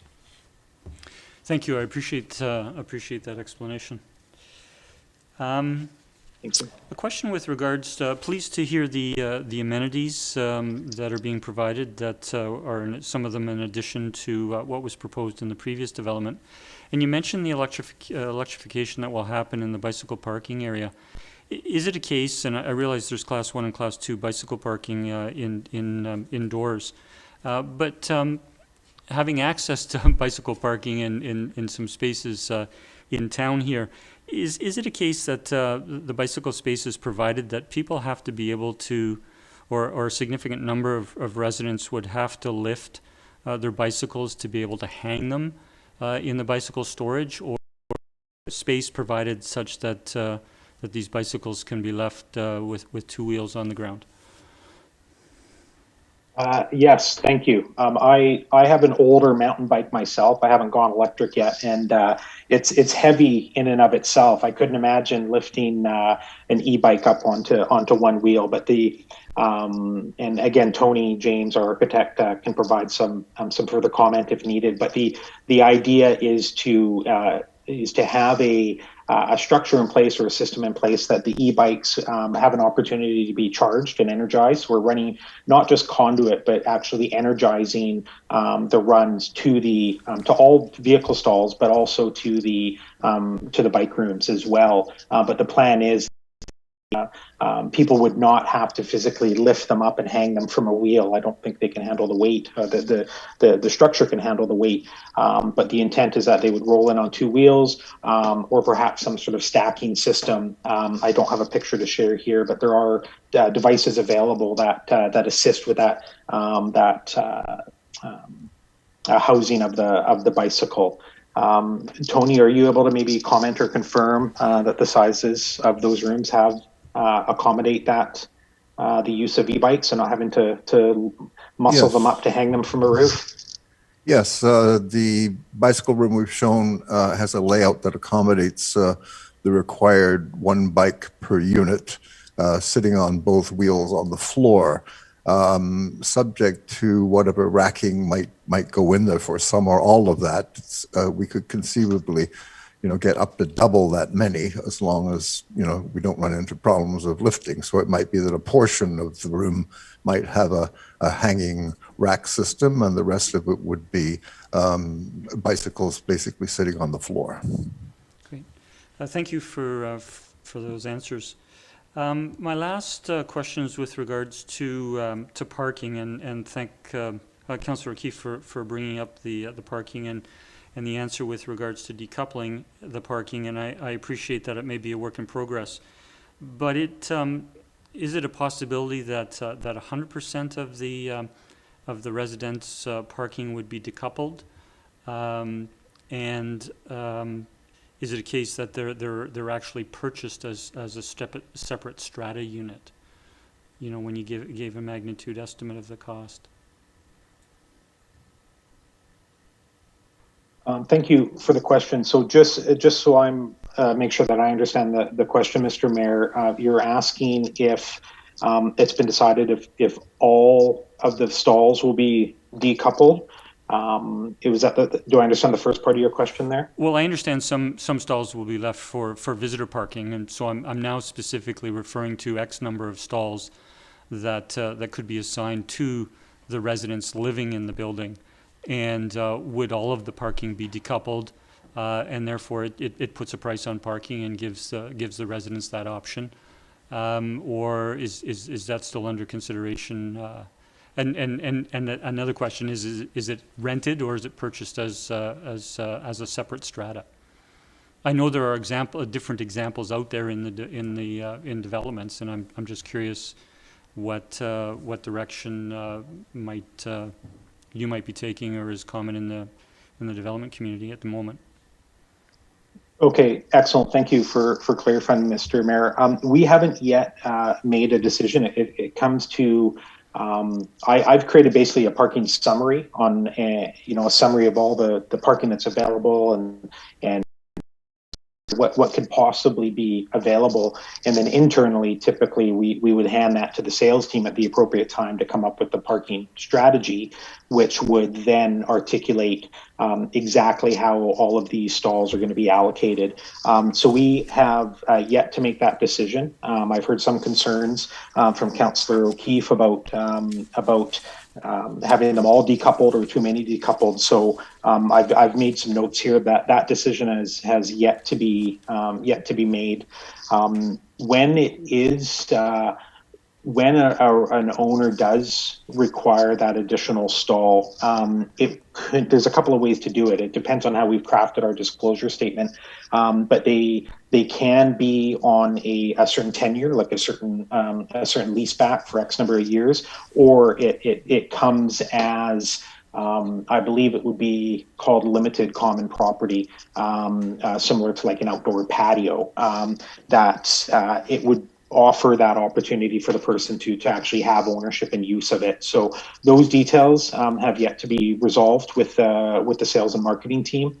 Again, we didn't want to get too far ahead of ourselves. So in terms of decoupling all or none of the stalls, those are really, again, just tools in the toolbox. And I think I'd have to say the same about the stalls themselves in terms of somebody's wanting some additional stalls. Would they be rented back on specific terms or actually become part of, whether it's limited common property or come with their strata unit? Again, I refer to it as sort of options or tools in the toolbox to best sort of suit the needs of the buyers at that point in time. So there's still some flexibility and some different pathways as you've alluded to. Thank you for that, for that information. My last question is with regards to accessible units and accessible parking, and you did confirm that there will be 2 accessible parking spaces, and we're pleased to see that you are building the required 8 adaptable units, which is 20% of the total units. So with 8 adaptable units, appreciating that they won't all necessarily be become accessible units, but is there flexibility in the parking arrangements that you have to make additional units adaptable should the need arise, given that you have access to parking requirement? Excellent question. I'm going to defer to Tony James. Tony, if you can perhaps comment. Certainly, the first 8, as Mr. Mayor's pointed out, are adaptable units, per bylaw. But what is there an opportunity to offer more? Can you please elaborate on that, Tony? Yeah, you're talking about units rather than parking, right? So yes, many more of the units could be designed as adaptable if required. All 8 are on the main floor at the moment, which is definitely recommended in your urban design guidelines and bylaws and so forth. Just about any suite could be adapted. I should note that in a recent project that we did with Mike Garrett Construction, there was an awful lot of custom design within the unit, depending on the needs of the individual purchaser. So that could certainly be a continuing arrangement here as the need is defined. Thank you very much. Thank you, Tony. And thank you again, Mr. Gillespie, and to your colleagues for your presentation again this evening, and for taking all of our questions. And we'll be coming to on the agenda shortly. Thank you. Good evening. My pleasure. Thank you, Mayor and Council. And like I said, I look forward to having a chance to meet with you all in person in short order. Thank you. Thank you. We'll turn to our last presentation this evening, and I would ask Ms. Nelson to confirm the connection of our electronic presenter. Good evening, Barbara. Are you there still?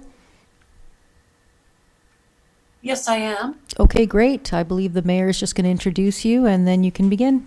Okay, thank you. Good evening, Ms. Uibel. Will you be joining? Oh, there you are on video as well. There I am.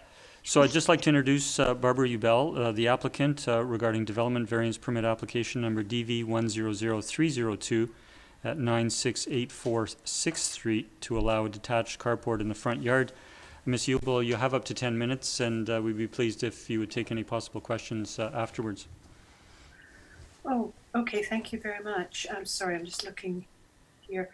Now, I did submit a statement. I could just read that. Please proceed as you wish. Yeah. Okay. What I wrote was, my home is at 9684 6th Street, Sydney, is well set back from the street and has a gravel driveway on the north side of the property. I park my car on this driveway.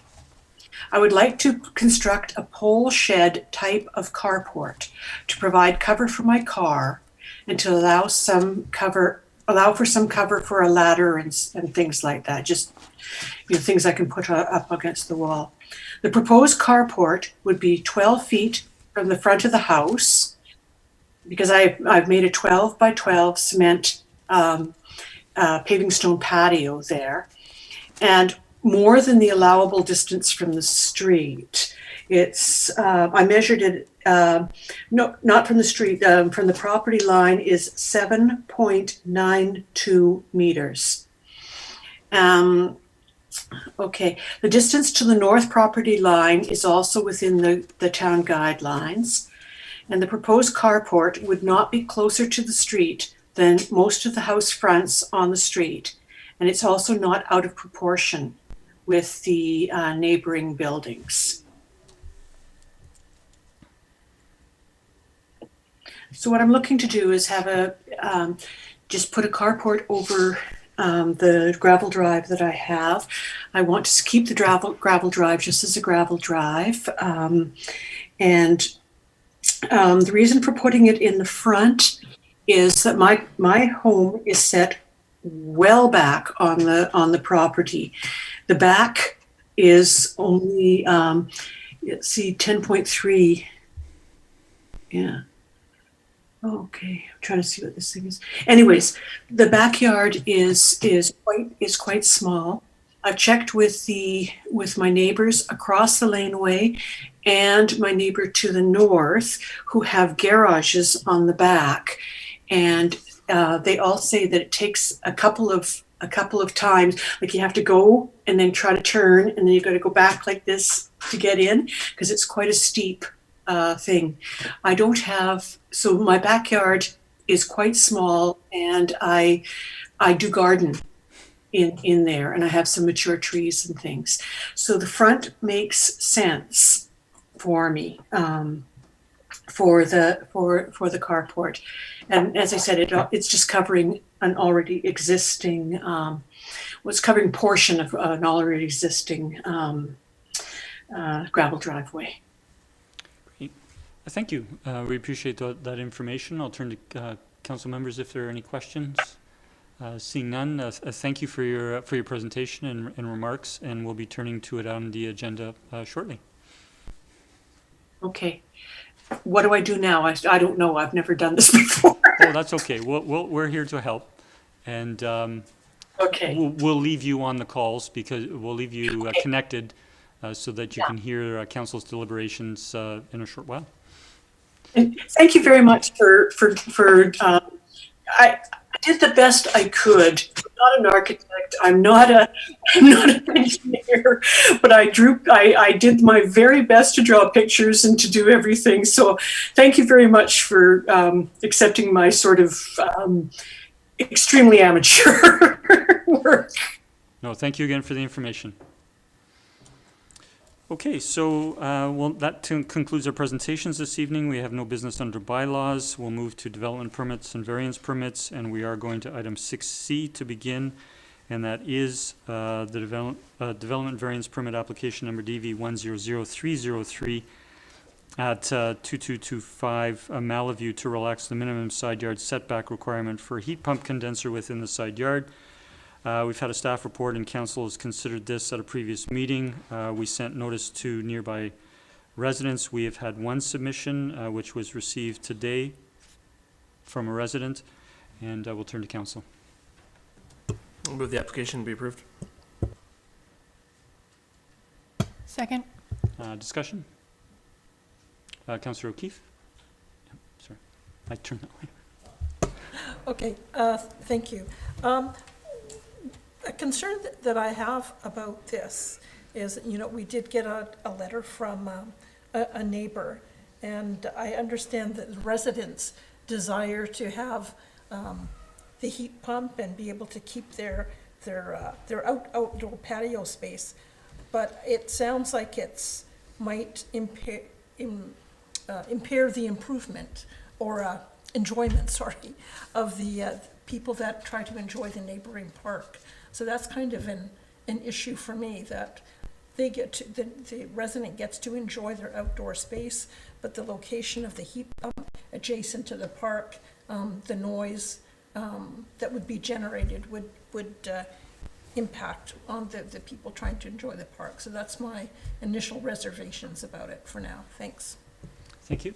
Councillor Garnett? Thank you, Mayor McNeil-Smith. Yeah, I had similar concerns when I visited the site originally, in terms of and the letter points to the foliage that's gone that probably was existing before, which would have provided somewhat of a buffer besides the fence.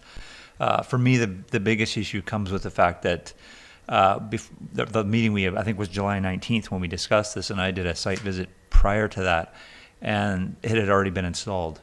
And that's a concern for me, because we hadn't even discussed the issue to even, let alone consider approving the application. So I may just vote no just on that alone, because I think it's important for developers to know that if you're going to ask for a variance, you need to wait for us to discuss and make a decision before you actually go ahead and implement what you want to do.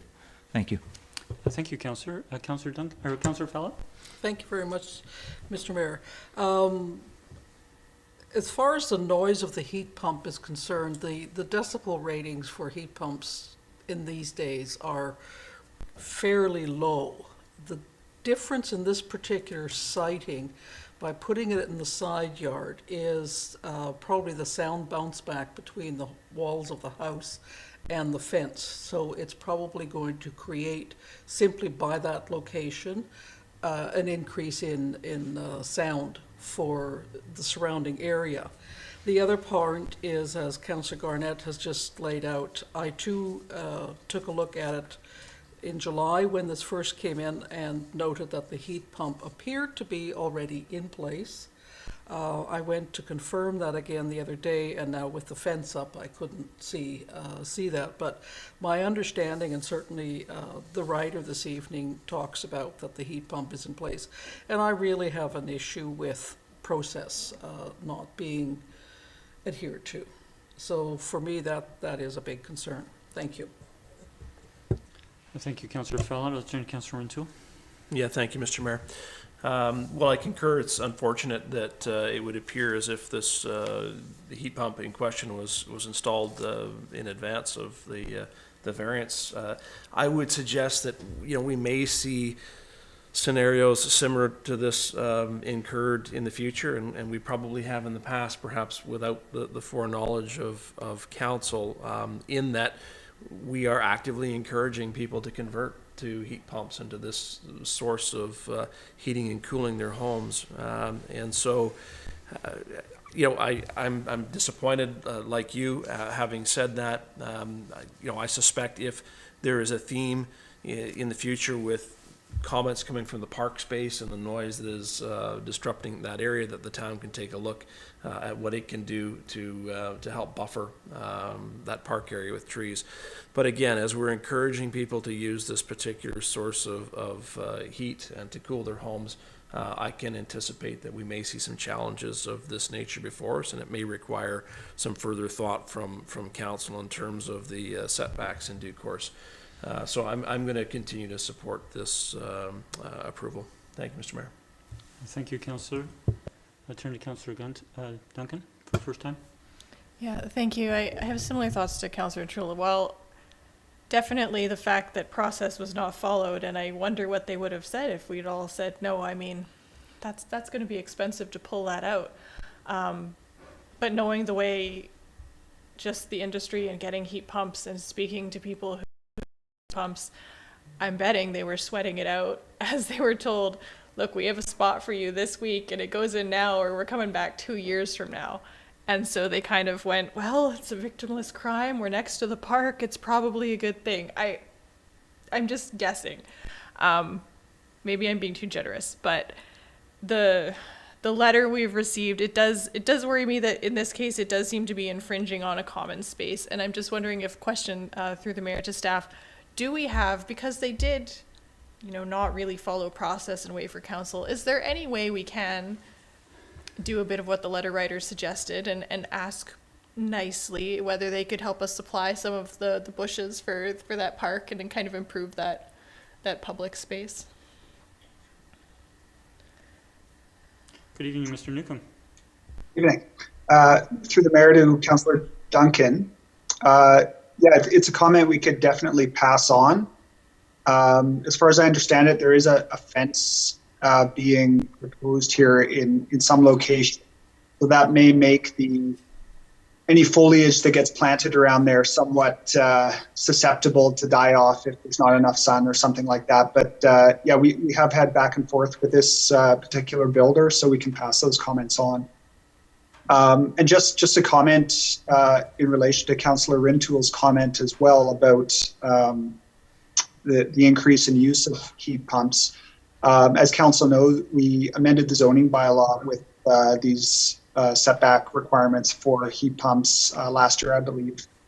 And what we've done since then is add a tick box to our plan check process so that we are trying to catch the heat pump location when the building plans first come in and hopefully avoid the need for variances like this. And I believe that this project may have been sort of, when it first came in, on the cusp of that, right before we started doing those checks. So hopefully this is one of the last projects that does sort of try to fit a heat pump in after the fact, and we can make sure that these get properly located from the get-go. Thank you. Thank you, Mr. Newcomb. Sorry, turn to first-time speakers. Councillor Keefe, have you spoken the first time? Yeah, you have. Okay.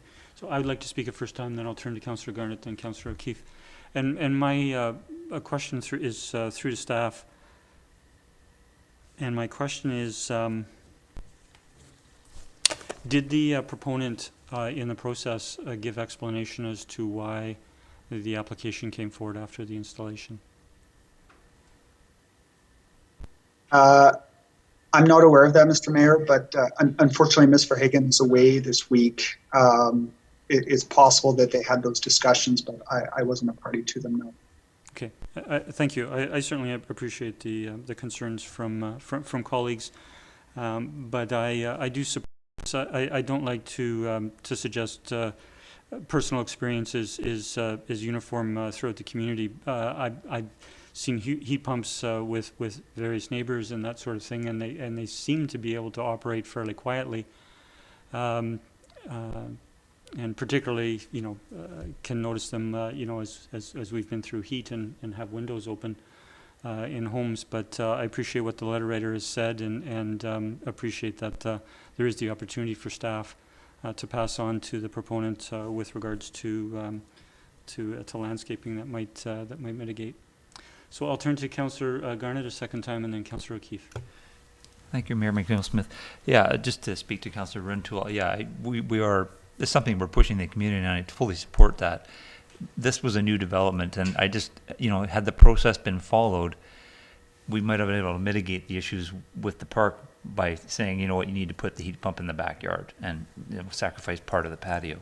And we didn't get that opportunity. So, I understand where you're coming from, but at the same time, if this was like an older home and somebody did it and they didn't know, but this is a new development, the process has to be followed, and it was ignored.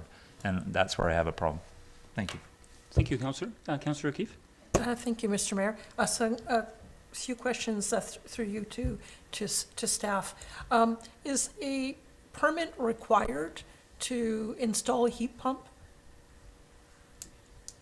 A permit is not required. Okay. Typically on a site plan, we'll make it as part of the plan check.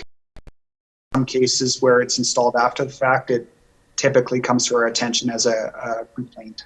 Okay. And my other question is there anything in our bylaws that would allow us to assess a penalty for individuals that don't follow the rules in regards to these sorts of things, in terms of in terms of installing something like that without getting prior approval from council? So I'm looking for ways that, is there something that we can do to say, okay, maybe we'll let you off the hook here, you can keep your heat pump, but in order to discourage these sort of instances in the future, is there something within our bylaws where we can assign a penalty for them failing to do what they were supposed to have done? Well, through the mayor to Councillor O'Keefe, in this case, if it became a serious bylaw enforcement issue, for example, it was brought to the town's attention, maybe planning staff called the builder and said, look, you've installed this already and it's not compliant with the setbacks, and we requested action and the builder didn't take action. And in that case, we'd refer it to bylaw enforcement, and bylaw enforcement would have the option to issue a fine for contravening the zoning bylaw. Obviously, the setback would not be consistent with the regulation. And so in that case, there could be a fine issued. That's already on the books. Typically, we try to work towards compliance, get voluntary compliance, work with the applicant to bring forward an application like this. But if there was an issue with getting compliance, the fine would be an option even at this point, yes.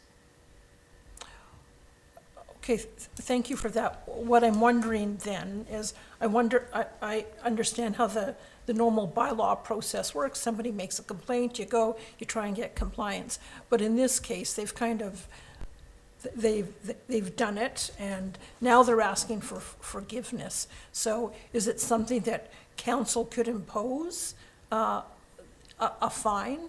And even though we may decide to allow the setback variance?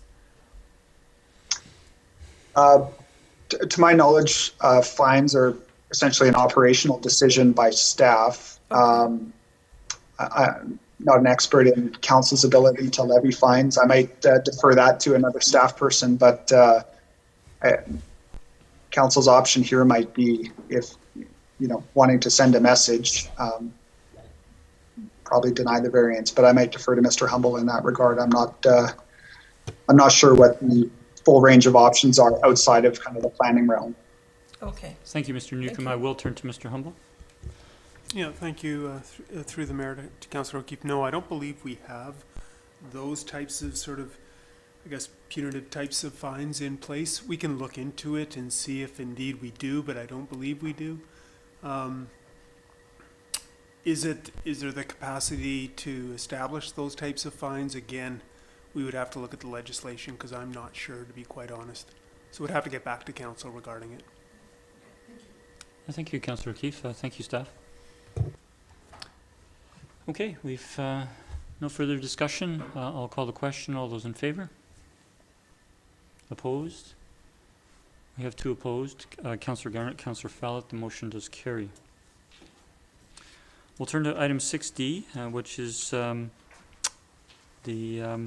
following the presentation we had from Mr. Gillespie this evening, the development permit application number DP 100820 for the 3 adjacent addresses 9566, 9570, 9574 5th Street to construct a 4-story 36-unit multifamily residential development. Before we go to, we do have a staff report and a recommendation. Before we go to that, I will turn to council members if they have any questions from staff. Councillor O'Keefe. Or Councillor Wintoul. Thank you, It's Mr. Mayor. automatic. No comment. Thank you, Mr. Mayor. Yeah, I was going to save this for discussion. Yeah, I know Mr. Gillespie will be watching later, and that matter of decoupling is of parking from the units is of concern to me. And so my question through to staff is whether or not the town has a mechanism to regulate the practice of decoupling, or if it's an industry choice the development industry is making in a free market type environment, because that is an item of concern to myself certainly, and I think others on council. Yeah, through the mayor to Councillor Rintoul. In this case, there is no mechanism to control how the parking is allocated after the building is constructed. In the case of, for example, a discretionary application that includes a rezoning or an OCP amendment, council could potentially make that part of their discretionary deliberations. But in the case of a simple development permit, no, this is strictly for the forming character of the building, and the town has no legal mechanism to determine how the parking is allocated. So thank you for that, Mr. Newcomb. In a sense, then my takeaway is it's very much buyer beware as part of their negotiation process. I think it's unfortunate to see developers move into this practice. I realize it's not unique to this development.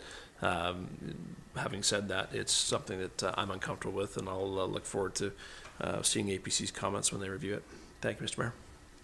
Thank you. Other questions from staff? Councillor Garnett? Oh, no, sorry. Okay, so we do have a recommendation. I'll move the recommendation that development permit application number DP 100796 at 9566, 9570, and 9574 5th Street be forwarded to the Advisory Planning Commission for further review and comment. Second. Discussion? Councillor Rintoul? Councillor Fallon? Councillor Garnett?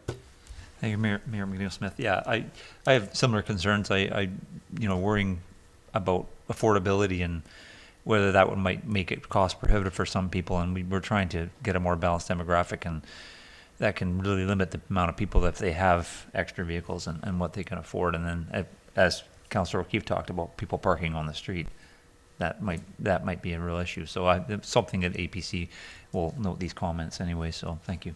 Thank you, Councillor Garnett. Further comments? I'll just add a comment, and that is, I was pleased with the presentation and the questions from council and the answers we received. We do know from the previous application, and this is a larger development, that there were concerns from the neighborhood on form and character and the compatibility with the neighborhood. We do understand that there are no variances with this application, and we note that. That there were concerns in the past. We've had one letter to date. I am certainly supportive of this going to APC, but with comments from myself, as I touched on during my questions, that the west elevation, I think, possibly, I would like to see a consideration of a redesign. It was improved through the council APC process last time. There was reductions in the elevations on the roof. Previously, we did have an explanation, and I don't know what considerations can be given to that, but we do know that that west elevation, in terms of its impact, is a significant impact on the neighborhood. And all the variances are to the inch. On the four sides, the height is basically to the maximum, short a few inches. The fourth story in the previous development was 14 feet on the fourth story, which took it to the maximum height, which I appreciate adds value, to those units. But if the developer can consider gestures to the community to present the development in the best way possible to the adjacent neighborhood, those would be my comments. Seeing no further discussion, Councillor Fallot. Thank you. Sorry, I do have a question through to staff. In the presentation, Mr. Gillespie was talking about the $200,000 or approximate $200,000 amenity fund, and he talked about the sidewalk. Do we have a ballpark what that sidewalk portion would cost us out of that 200? Through the mayor to Councillor Fallot, my understanding is that the sidewalk is in addition to the $200,000 amenity contribution. No, he was talking, sorry, my understanding was he was talking that the sidewalk comes out of the 200. I think as it was presented as Councillor Fallot said, or he was looking for the town to make that 60-foot connection that was not on the property, but would connect the property to existing sidewalk at the food bank. Yeah. Councillor Fallot. Again, I apologize. Ms. Verhagen is away this week, so I'm not familiar with the intimate details of these projects. I would maybe, I hate to put Ms. Clary on the spot, but turn to her for a ballpark estimate of 60 meters of concrete sidewalk at 2 meters wide. I'm not sure what the square meter cost of concrete is these days, but I certainly appreciate the question, and thanks, Mr. Newcomb. Perhaps if staff was able to bring that back, because this will be coming back to council, or if the information was available to APC, that would be great. Thank you. It doesn't have to be tonight, and I realize I'm putting you on the spot, but it just sort of came back to my mind. So I'm happy with getting back to me later on this week, if you can, with that information. That'll be just fine. Absolutely. Thank you very much, Mr. Newcomb. Thank you, Councillor Fallot. I'll turn to Councillor Duncan, and then I do have a question that's arose from Councillor Fallot.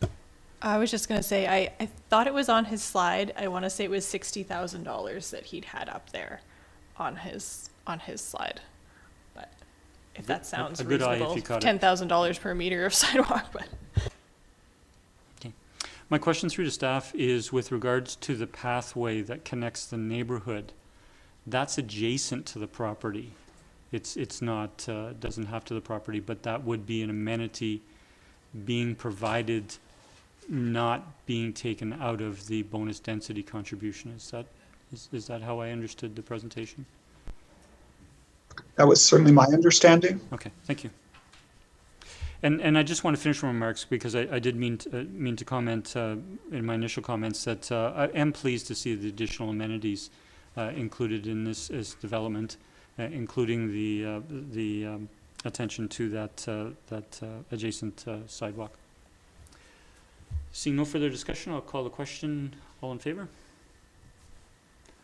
Motion carries unanimous. Thank you. We'll turn to item 6E, which is following the presentation from Ms. Uibel on the Development Variance Permit Application DV 100302 96846 6th Street to allow a detached carport in the front yard. And we do have a staff report with a recommendation.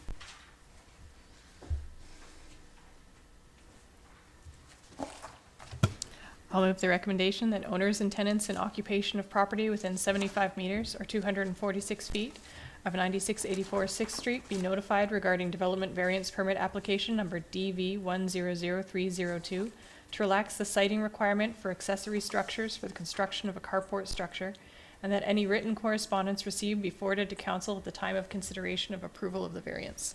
Second. Moved and seconded. Any discussion? Councillor Fellett. Thank you. Just a short comment, and the owner did touch on it and talked about the backyard. I sort of drove past and wondered, so many property owners would give their eye teeth to have a back lane and be able to use that. And there's certainly a number of garages and carports that are being used and accessible from the back. I'm disappointed that the property owner is not able to make use of that rather than the front yard. Thank you. Thank you, Councillor. Any further discussion? Seeing none, I'll call a question. All in favor? Opposed? None opposed. Motion carries. Thank you. We'll next turn to Section 7, Adoption of Minutes, and we have minutes from our regular council meeting of July 19th. Move adoption. Second. Moved and seconded. Any errors, omissions, or discussion? Seeing none, I'll call a question. All in favor? Motion carries. Thank you. We have no business not completed at a previous meeting or rise in report from in-camera minutes. That turns to the mayor's report. Just two items briefly. The first is that we have appended to the agenda as of tonight, and will come out in the minutes, the CRD board highlights from our July 14th meeting that was only available at the last time our council met. I don't have anything to expand on this evening.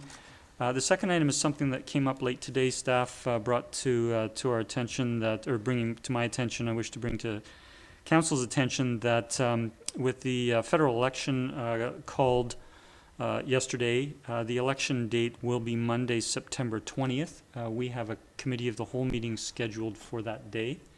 We don't really have a precedent for this situation, but if we are to change a council or change the meeting date, it does require a council resolution. The next time we meet as council to make a resolution is only 1 week before then. So I thought I would bring that up as a late item tonight. So we have the option to proceed with a meeting on Monday, the evening, the 20th, while the election polls are open. I believe they're open till 8 p.m. And or we could cancel the meeting, or we could cancel it, and a suggested rescheduling date is Tuesday the 21st. So I leave it to council. I realize this is short notice, but to consider a motion to that effect, to that meeting. I'd move that the meeting be moved to Tuesday, September 21st. Second. Discussion? Call a question. All in favor? None opposed. Motion carries. Thank you. Move to council report. We do have just one item or one report this evening from Councillor O'Toole regarding to PRC. Councillor O'Toole. Thank you, Mr. Mayor. I just wanted to advise council as well as those residents viewing the meeting this evening that the Panorama Recreation Center, along with the Commission, has initiated its process to embark on a new 5-year strategic plan. The Commission met in June of this year to get a start with our consultant on that undertaking, and has moved into a process of public engagement, starting with a survey that is now available on Panorama's website. Their website is by way of the CRD, so it's crd.bc.ca/panorama. And that survey is open until the 19th of September. would really encourage members of council as well as members of the broad community to please participate in the survey. It really is seeking to gauge your household and its interest in recreation so that the commission can look to target future undertakings, not just with respect to programming, but also with major capital projects to try and ensure that we have the facilities and that perhaps we're not duplicating facilities potentially on the peninsula for our residents and the types of services they're looking for. So I'll leave that there, Mr. Mayor, and again would encourage everyone to please partake in that survey. Thank you. Thank you, Councillor O'Toole. We appreciate the update. We're just moving just past the 2-hour mark of our council meeting. I'll just turn to colleagues. We do have many recommendations coming out of committee reports and then 4 staff reports. Would any member of council ask that we have a recess at this time, or should we just continue? I'll go by nods. We'll continue. And so we will turn to our committee reports, and I'll turn to Councillor O'Keefe, who is our liaison to the Emergency Planning Committee and the meetings that were held on June 16th and July 21st. Thank you, Mr. Mayor. I will move receipt of the minutes for information. Second? Moved and seconded. Any comment? Yes. Sorry, I was just go ahead. Oh, no, I was just going to say my name shows as being present and I wasn't at the meeting. Huh. Thank you for that update. We will make that correction for the minutes. Thank you. Call a question. All in favor? Motion carries. Thank you. And I'll turn to Councillor O'Toole, our liaison to the Advisory Planning Commission in the meeting of August 3rd. Thank you, Mr. Mayor. I'll move receipt of the minutes. Second. Any comment, Councillor O'Toole? Thank you, Mr. Mayor. Just draw attention to 2 items in particular within the minutes. The first being that there was quorum to hold the meeting. However, in the case of the referral with respect to the Seaport Place address, 2 members of APC had recused themselves given the residential addresses themselves. And so that item has been referred to the September meeting of the APC. And with regard to the recommendations upcoming, I will note one item I think of interest that in the record of decision, if you noted, the committee did make one change in particular coming out of the staff recommendations on this matter, and that is with regards to retaining the protected willow tree. The commission, determined that they were not in favor of encouraging that in that this particular tree is itself not on the protected species list, but only in the size of the tree, the diameter of the tree, and as such they were very concerned about the type of damage it could cause to future infrastructure, as an example. And so that is one item that certainly came out of the APC that I wanted to draw to Council's attention. Thank you, Mr. Mayor. Thank you. I'll call the question. All in favor? Motion carries. Thank you. Please continue. Thank you. I'll move the recommendations. The first recommendation, the Advisory Planning Commission recommends, and I so move, Development Variance Permit Application Number DV100301 and Development Permit Application Number DP100823 at 2356 and 2364 Orchard Avenue to increase the lot coverage and reduce the setback of a 4-lot single-family small lot residential development. And I realize now that I didn't have to read all of that, but thank you for bearing with me. The recommendation being that owners and tenants in occupation of property within 75 meters of the properties at 2356 and 2364 Orchard Avenue be notified regarding development variance permit application number DV100301 to relax the requirements for lot coverage, accessory building setback, exterior side setback, and width of accessory buildings, and that any written correspondence received be forwarded to council at the time of consideration of approval of the variance. Second. Moved and seconded. Any discussion? Call the question. All in favor? None opposed. Motion carries. The Advisory Planning Commission recommends, and I so move, that development permit application number DP100823 to permit the construction of 4 small lot single-family dwellings be brought before council for consideration of approval if council authorizes the issuance of the development variance permit. Second. Discussion? All in favor? None opposed, motion carries. And the Advisory Planning Commission recommends, and I so move, that as conditions of approval of Development Permit Application Number DP 100823, the property owner shall, prior to the issuance of a building permit, A, address design guideline 19.3.46, hard surface driveway, patio, and walkway materials to the satisfaction of the senior manager of current planning. B, install tree protection fencing around tree number 116 to the satisfaction of the Director of Engineering. Keep the fencing in place until such time that all construction on the property is complete, and have all work inside the tree protection fencing to be undertaken under the direct supervision of a certified consulting arborist. C, register a private easement over Lot A in favor of Lot B for driveway access. And D, pay to the town a deposit in the amount of 115% of the estimated costs to complete the hard and soft landscaping for the development. Second. Discussion? Councillor O'Keefe? Thank you. Thank you.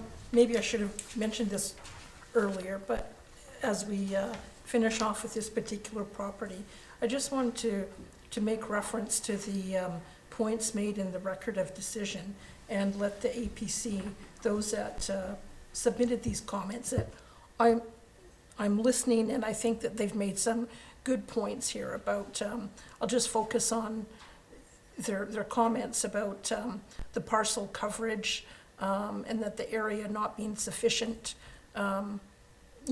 for small lots, and that we should consider, when we're looking at the new OCP, the addition of different forms of residential buildings in this area to provide a different way of increasing density. So I think those are good comments for the APC to have made, and just want them to know that they're being hoisted in.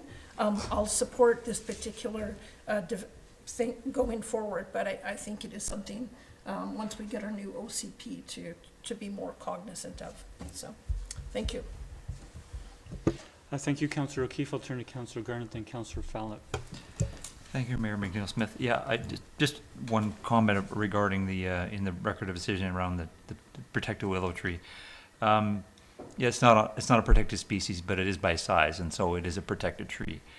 And I think once we get into thinking about it's not appropriate and problematic and invasive, how many other trees are we going to say that about? And so I think it's really, we start going down a bit of a rabbit hole, and we start picking and choosing which protected trees we think are appropriate in areas and whether or not they might be invasive or problematic to infrastructure. So just something I want to put on the rest of council's mind, that, I think there's more to consider with these protected trees than just something like that. And so I think we still need to value them. They're in there for a reason, so they need to be in our community. Thank you. Thank you, Councillor Garnett. Councillor Fallett. Thank you, Mr. Mayor. And just to add on to Councillor Garnett's comments, when I drove through the Orchard neighborhood, and what has always stood out for me, part of what makes it unique, beyond the funky little houses that were there, are the trees. And so regardless of whether its species is protected or whatever, I get that that particular tree is going to be difficult with the lot coverage, putting the 4 houses. But we do have to give some thought to, do we need to put 4 houses in there? So the next part of it is, as I spoke earlier to the previous application, who was putting the carport in the front yard, here is another large lot with back lane access, and we're putting driveways onto the roadway as opposed to using a back lane that is there. And at least for 2, if not 3 of those properties could have been accessible through the back lane.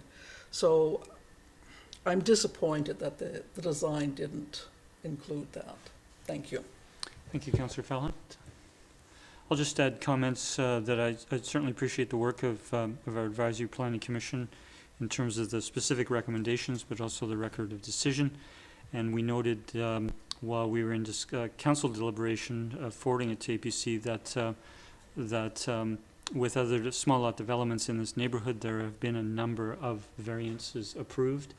And I think in conjunction with the recommendations, with the record of decision comments from APC that this is a matter to certainly be considered within our OCP reviews. So thank you, colleagues, and to APC. Seeing no further discussion, I'll call a question. All in favor? And none opposed. The motion carries. I'll next turn to Councillor Duncan, who is chair of the Committee of the Whole meeting last Monday, August the 9th. Move that the minutes be received. Second. Any discussion? All in favor? Unopposed, motion carries. All right, there's a pile of recommendations from this one too. I'll start with recommendation 1 on the budget variance report. The committee recommends, and I so move, that the staff report dated July 23rd, 2021, providing financial results for the first half of the 2021 fiscal year be received for information. Second. Discussion? All in favor? None opposed, motion carries. Okay. Recommendations regarding the proposed amendments to the council procedure bylaw. Committee recommends, and I so move, that the following amendments be made to the proposed new council procedure bylaw. 1, that under the section 2 definitions, the word optionally be replaced with secondarily under the definition of notice board. 2, that under section 12 order of business, a new heading called special public participation opportunity be added as item 4B. 3, that under section 14 public participation period council meeting and section 32 public participation period committee of the whole, the word approximately be removed. 4, that section 51, division of motion, be amended to read as follows. The mayor will affirm division of a motion upon a request from a member. 5, that as per section 33, development applications and additional public participation opportunity be added to regular and special council meetings. 6, that a 5-minute limit per subject matter be added to section 18, councillors' reports. Second. Discussion? All in favor? None opposed, motion carries. Thank you, Councillor. Recommendation R3, that hybrid electronic participation be allowed by members of council at regular and special council and committee of the whole meetings. Second. Discussion? All in favor? None opposed, motion carries. Recommendation 4, that a minimum of 4 members of council are required to participate in person at a given meeting. Second. Discussion? At the committee of the whole meeting, I did oppose this, and I want to provide further explanation that while I can see it being constructive to our procedures, I was concerned that it might leave the impression with the public that we were perhaps satisfied with just 4 members at our in-person meetings, and I think I made some comment at that meeting and would repeat that. In speaking with my colleagues, I think it's the full intention of all members of council to attend as many meetings in person as possible, and I'll therefore support it this evening. I'll call a question. All in favor? Opposed? We have 1 opposed. Councillor O'Keefe. The motion carries. Recommendation R5, that the chair is required to participate in person. Second. Discussion, Councillor Fallett. Thank you. Taking your lead, Mr. Mayor, on explaining the vote.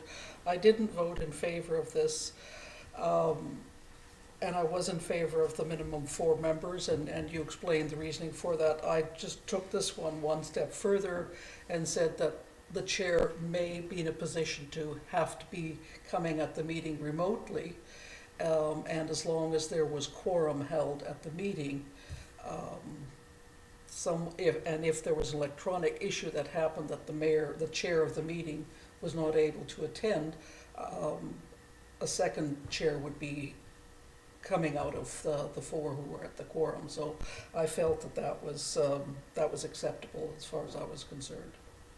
Thank you. Thank you.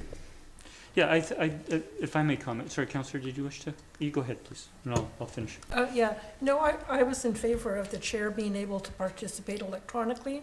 You know, we've been doing this for 18 months, and I don't think we've had really any significant issues.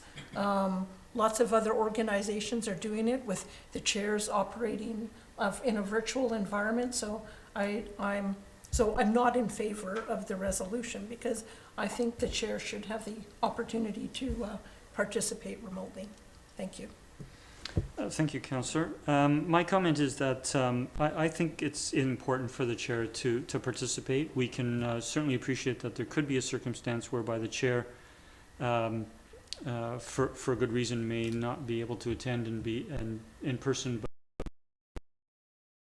However, if I was in that situation, as I see it today, and I'm not imposing this, and it's certainly not within the motion, that given the benefit that I think comes with the chair being in person, particularly with regards to in-person colleagues and the staff being present, and the way we would do the meetings hybrid, that I would certainly, with the experience that all of my colleagues have in chairing committee of the whole, turn to the acting mayor, to chair a particular meeting. I think it would be an exception, but I think the meeting could certainly be conducted in a reasonable way. I will support it.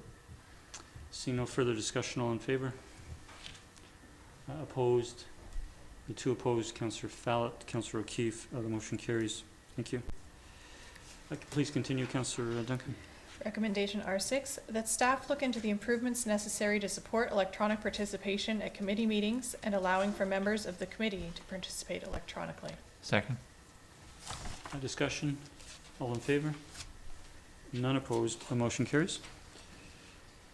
Recommendation 7, that members of the public, including presenters, be allowed to participate electronically provided that they register in advance. Second.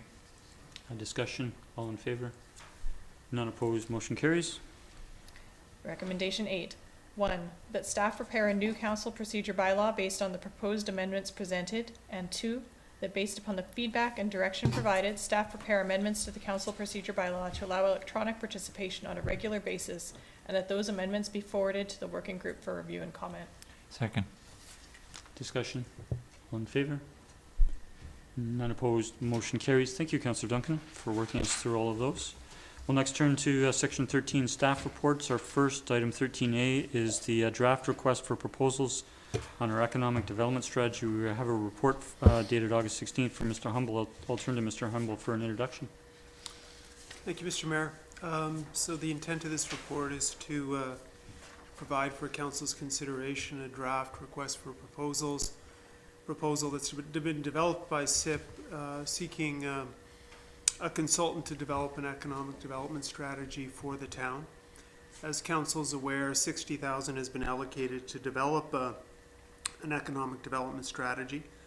It was also determined that staff should approach the South Island Prosperity Partnership to see if indeed they would be interested in working with the town in establishing an economic development strategy, including the selection of a consultant.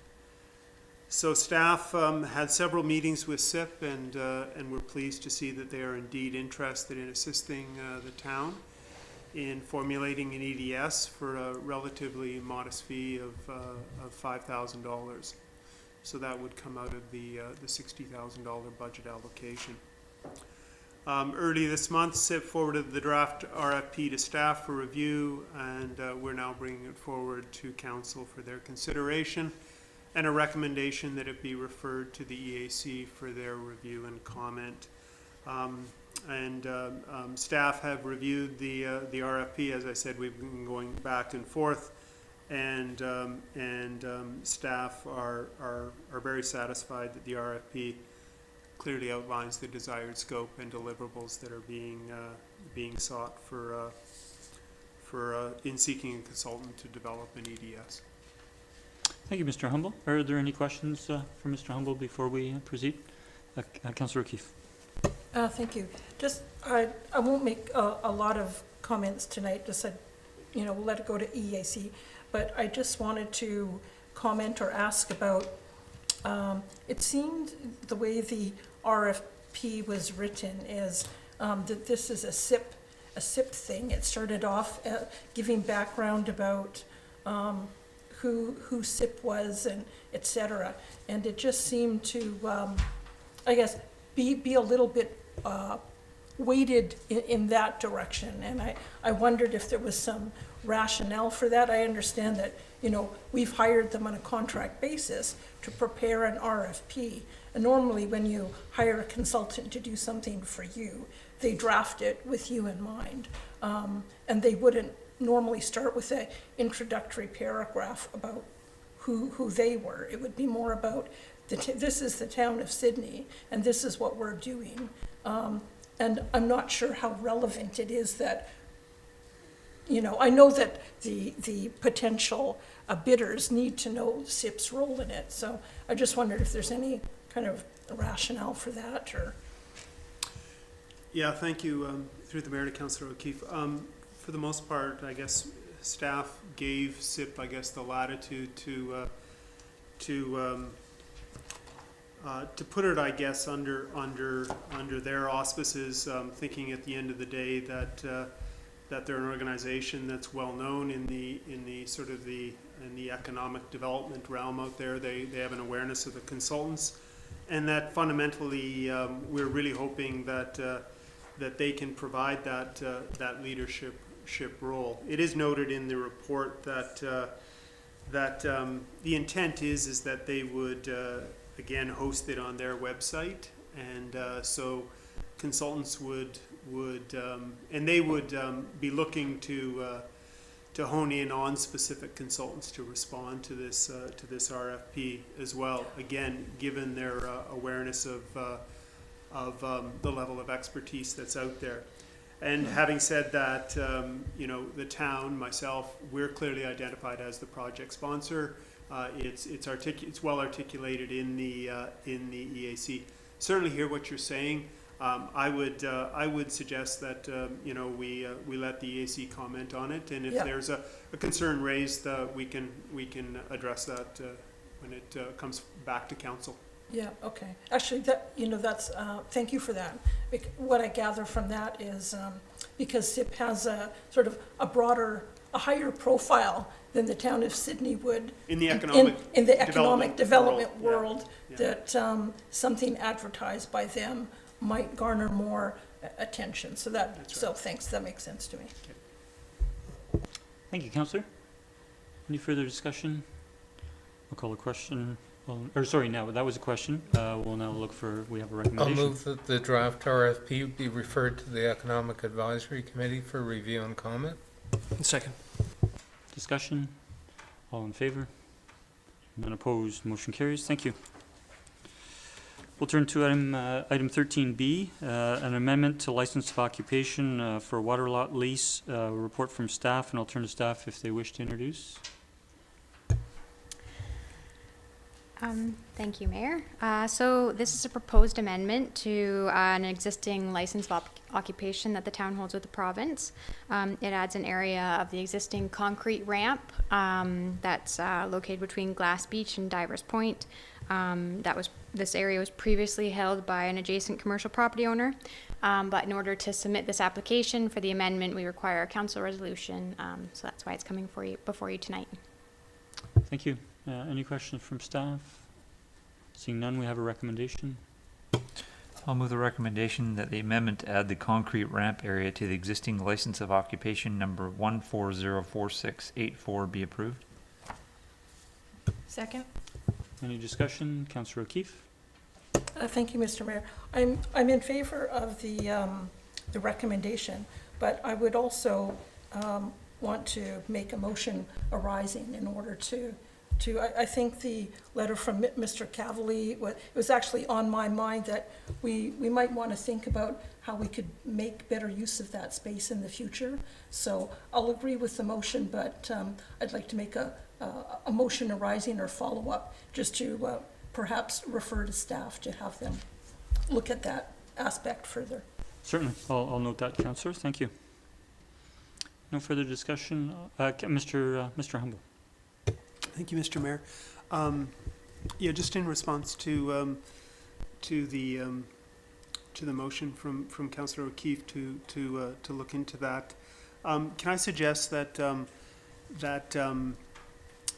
again that it might be beneficial to suggest that we look into it, staff look into it when we're looking at future improvement opportunities on the waterfront area, as opposed to sort of a standalone reporting back with respect to options, and that way it doesn't become necessarily a standalone project, but rather something we're looking into when we're looking at waterfront planning and the amenities in the future. No, thank you Just for from those. just from a staff resources perspective. Certainly. Thank you, Mr. Humble. We'll certainly afford you the opportunity if you wish to speak, but we appreciate those comments. I'll call the question. All in favor? None opposed. Motion carries. Did you want to comment further? Sure. Okay, let's try this. So I'll move that staff review and the potential uses of the ramp between Divers Point and Glass Beach, period. Does that cover it for staff? Sorry, can you repeat that, please, Councillor? I'm sorry. That staff review the use of the ramp between Divers Point and Glass Beach for future opportunities. Mr. Humble. Can I suggest maybe respectfully as part of future waterfront planning? That sounds perfect. Okay. Yeah, I think to Yes. Mr. Humble's point is, Yes. is we will be doing other waterfront planning and Yes, to, yeah. to look at it in conjunction. Second. So that's that moved and seconded. All in favor? None opposed. Motion carries. We'll move to item 13C, which is an amendment to the fire dispatch contract with the City of Surrey. We have a report from staff dated August 16th, and I will turn. I see Chief Mickelson. Good evening, Mayor and Council. The purpose of the report is to advise Council our current fire dispatch contract does not include a renewal clause, and that staff seek approval to negotiate an amendment to our existing contract in order to add a renewal clause. Thank you. Are there any questions for Chief Mickelson? Councillor Rintoul. Thank you, Mr. Mayor. Thank you, Chief Mickelson. Question 3 to you. The intent, as I understand it, is to add the clause as an amendment to the contract, but not exercise that clause without coming back to council in the future when so necessary. Is that correct? Yes, through the Mayor to Councilor Rintoul, yes, it's just an intent to revise the contract to permit a renewal clause, and then staff would come back if we deemed it appropriate and bring it before council if we were going to propose an extension to any contract. Thank you. And the current contract, as it reads now, when does it expire? It expires in approximately 18 months. Thank you. And there's a suggestion in the report that it's unlikely Sydney would look to other service providers for fire dispatch. But I recognize Langford is getting out of the fire dispatch business, which means Saanich Dispatch may pick up more municipal clients and may change their rate structure. So you wouldn't be opposed, I take it, should that scenario unfold, to give further consideration to Saanich Fire Dispatch on a quotation basis, I suppose, to rule them out or rule them in versus Surrey. Again, through the Mayor to Councillor Rintoul, we again, like we did when we selected Surrey in 2018, it's a value-based evaluation that provides the best value to the town of Sydney, and that's the lens that we would look at it in the future. Thank you, Chief. Thank you. We have a recommendation. Recommendation that council authorize staff to negotiate an amendment to the existing fire dispatch contract with the City of Surrey in order to add a renewal clause. Second. Moved and seconded. Discussion. All those in favor? None opposed. Motion carries. Thank you. We'll turn to item 13D, which is our monthly building permit report. I'll move receipt. Second. All in favor? Motion carries. Thank you. We're now turning to correspondence, and the first item 14A is the CRD bylaw number 4411, the Sandwich Peninsula Water Supply Waterworks Facilities Loan Authorization. We have a letter from the Capital Regional District dated July 23rd and a recommendation. I'll move the recommendation that consent be given to adoption of CRD bylaw number 4411. Second. Any discussion? Seeing none, all in favor? None opposed, motion carries. So we'll turn to the first item that was raised from correspondence for information by Councillor O'Keefe. Item 15.1, letters, correspondence with regards to Victoria Distillers. Councillor O'Keefe. Thank you, Mr. Mayor. I wanted to bring these letters in for discussion because we had quite a few letters come from the public who expressed concerns about visitor capacity for events from 69 to 54, or their impression that that's what was going to happen. Also concerned about the noise and traffic would be generated from events for up to 254 people, and that council opted not to go to get views of the public on this. And I thought it was important that, although this is an LCRB process, that those residents have an understanding of what was going on here. And my understanding from staff, and maybe staff could confirm, is that this was sort of an administrative process, that there's no intention to be holding large events. There was no change in use, and that's why I believe that council went ahead to approve it, and that we didn't go forward with to gather the views of public. So if staff would be able to perhaps confirm that and comment on those points. Thank you, Councillor. I'll turn to staff. Mr. Newcomb. Thank you, Mr. Mayor.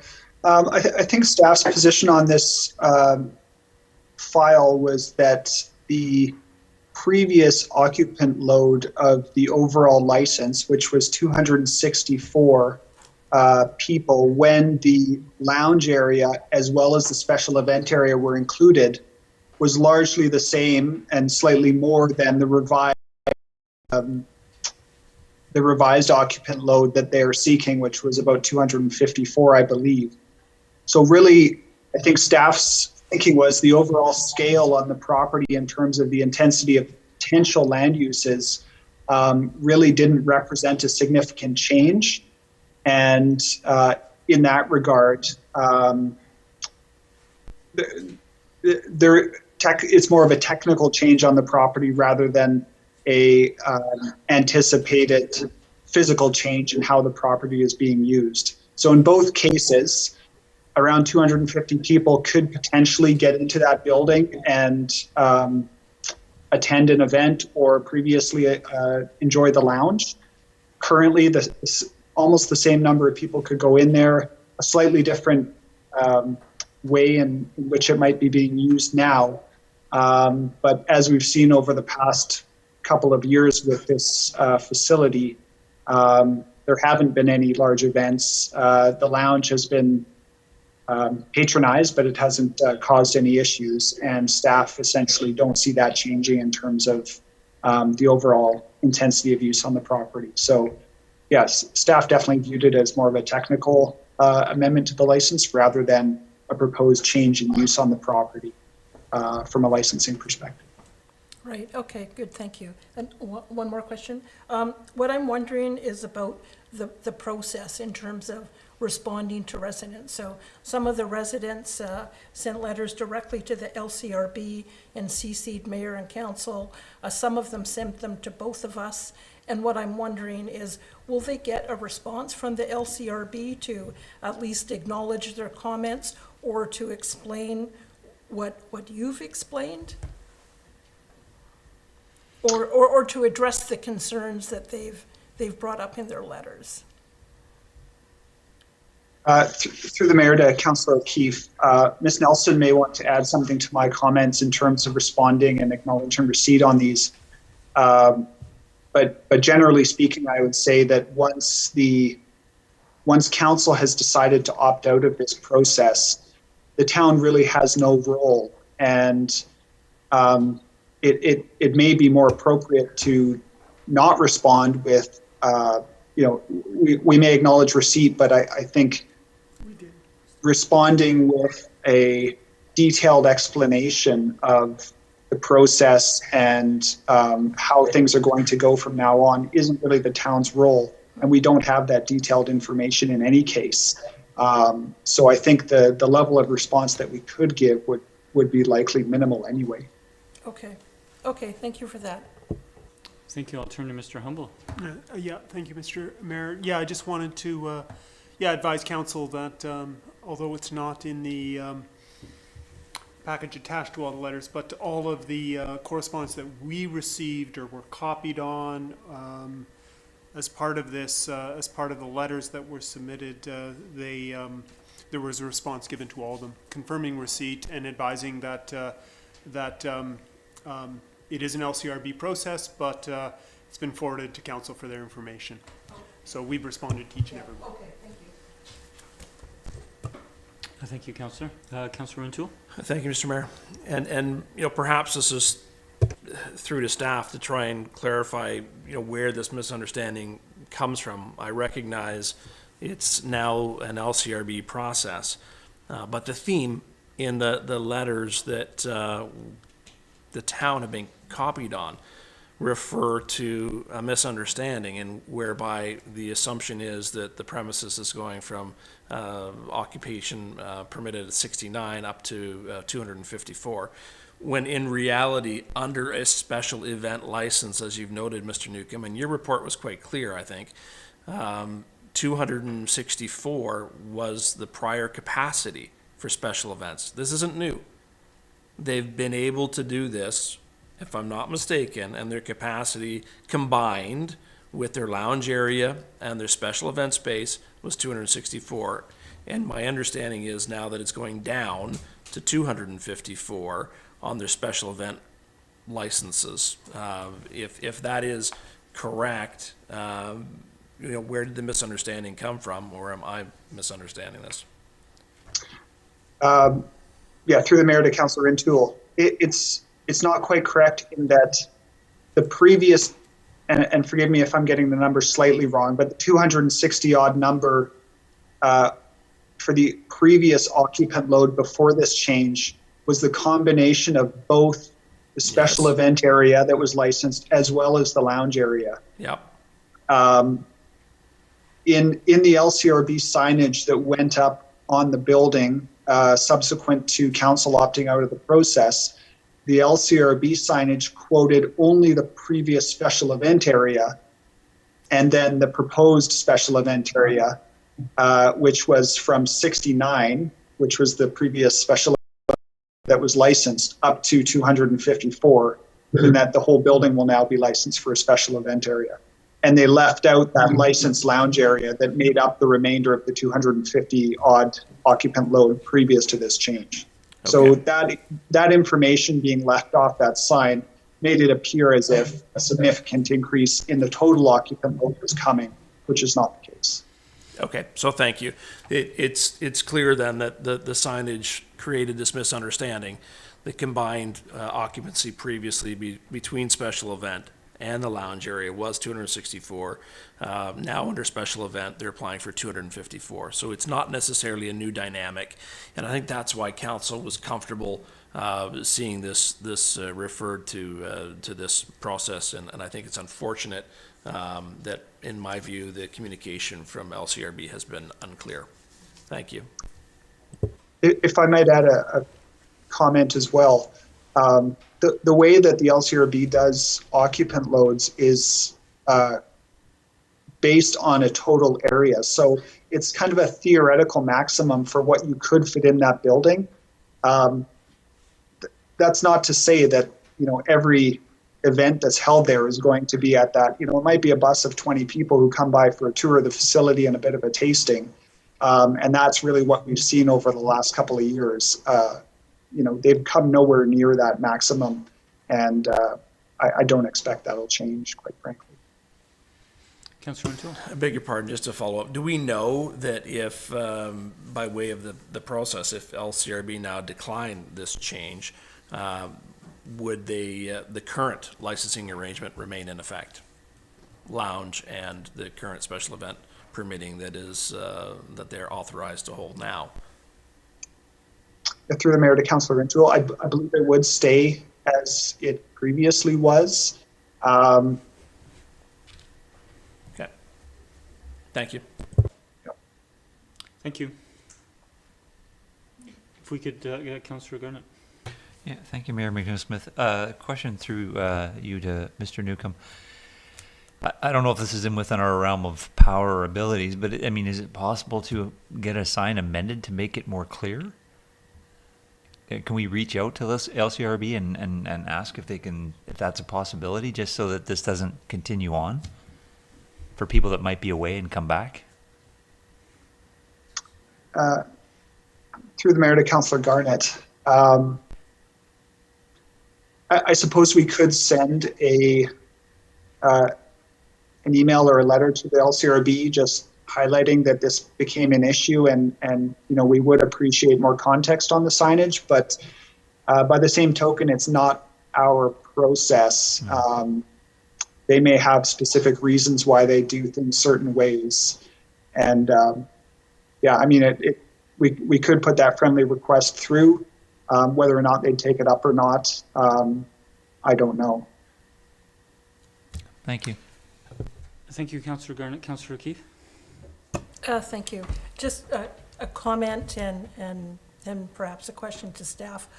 I remember, this is the first time that we've looked at an LCRB application and thought, this looks like a no-brainer. This is easy. We don't need to go out to gather feedback. It looks pretty straightforward. So, I mean, maybe lesson learned for me anyways is that things are not always as simple as they seem. And I guess my question to staff would be, do you think that even in cases that we thought were routine and we may not go out for to gather the views, whether it's a good idea to do so anyways, because I'm thinking in retrospect, if we had done that we might have been able to at least have more control over the information that was going out to citizens and might have been able to, manage that a bit better. Is that? Through the mayor to Councillor Keith, I would say that the answer to that question is highly dependent on the circumstances of the application, and every application that I've seen through the LCRB is different. In terms of their process, straightforward and routine are not words I would use to describe the way they work. So council can maybe weigh those issues time and make a decision. Yeah. Okay. Thank you. Thank you, Mr. Newcomb. Thank you, Councillor. And so if we could have a motion to receive for information. Move receipt for information. Second. All in favor? None opposed. Motion carries. We'll turn to the new item 14C, which is Councillor Fallot raising the RC correspondence from 15.8. Councillor Fallot? Thank you, Mr. Mayor. I pulled this one out because I think it deserves a little bit of airtime.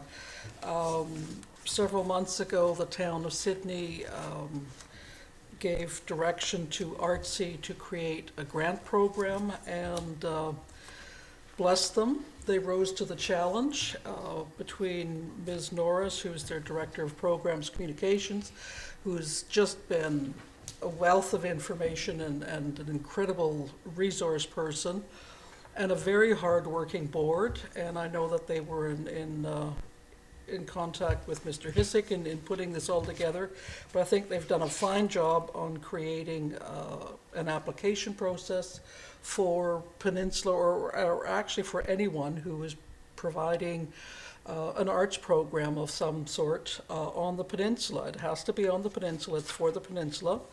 And the grants, I think, range from a couple of $100 up to $3,000. And I just, I would like to congratulate ARTC, and I'll be pleased to do that at the next council meeting or the next board meeting. But I just wanted to bring this to council's attention and also to the public's attention that we do have a grant program now on the peninsula for people providing arts, cultural, and it's open to anybody. Strong emphasis on being very inclusive. They've reached out to our local neighbors on the reserves to participate in this, and I look forward to this getting off the ground. So thank you. Thank you, Councillor Fallot, for acknowledging the good work of the arts organization. And if we could have a motion, any questions or comments? If we could have a motion to receive, or Councillor O'Keefe? I was just going to comment that, to pass along to Archie as a liaison, I was very impressed with the package and the, how well it's laid out in terms of the criteria, the process. They've got different intake periods lined out for the next several years. So I just think it's an excellent package, and congratulations for them for doing an outstanding job. Thank you. If we could have a motion to receive. So move. Second. All in favor? None opposed, motion carries. Thank you. And if we could, we'll now turn to Section 15, correspondence for information, a motion on the remaining correspondence. Move receipt. Second. All in favor? None opposed, motion carries. We have no notices of motion or motion to go in camera. A motion to adjourn. So move. Second. All in favor? Motion passes. Thank you, council. Thank you, members of the public. Thank you, staff. Have a good evening. Good evening. Well done, folks.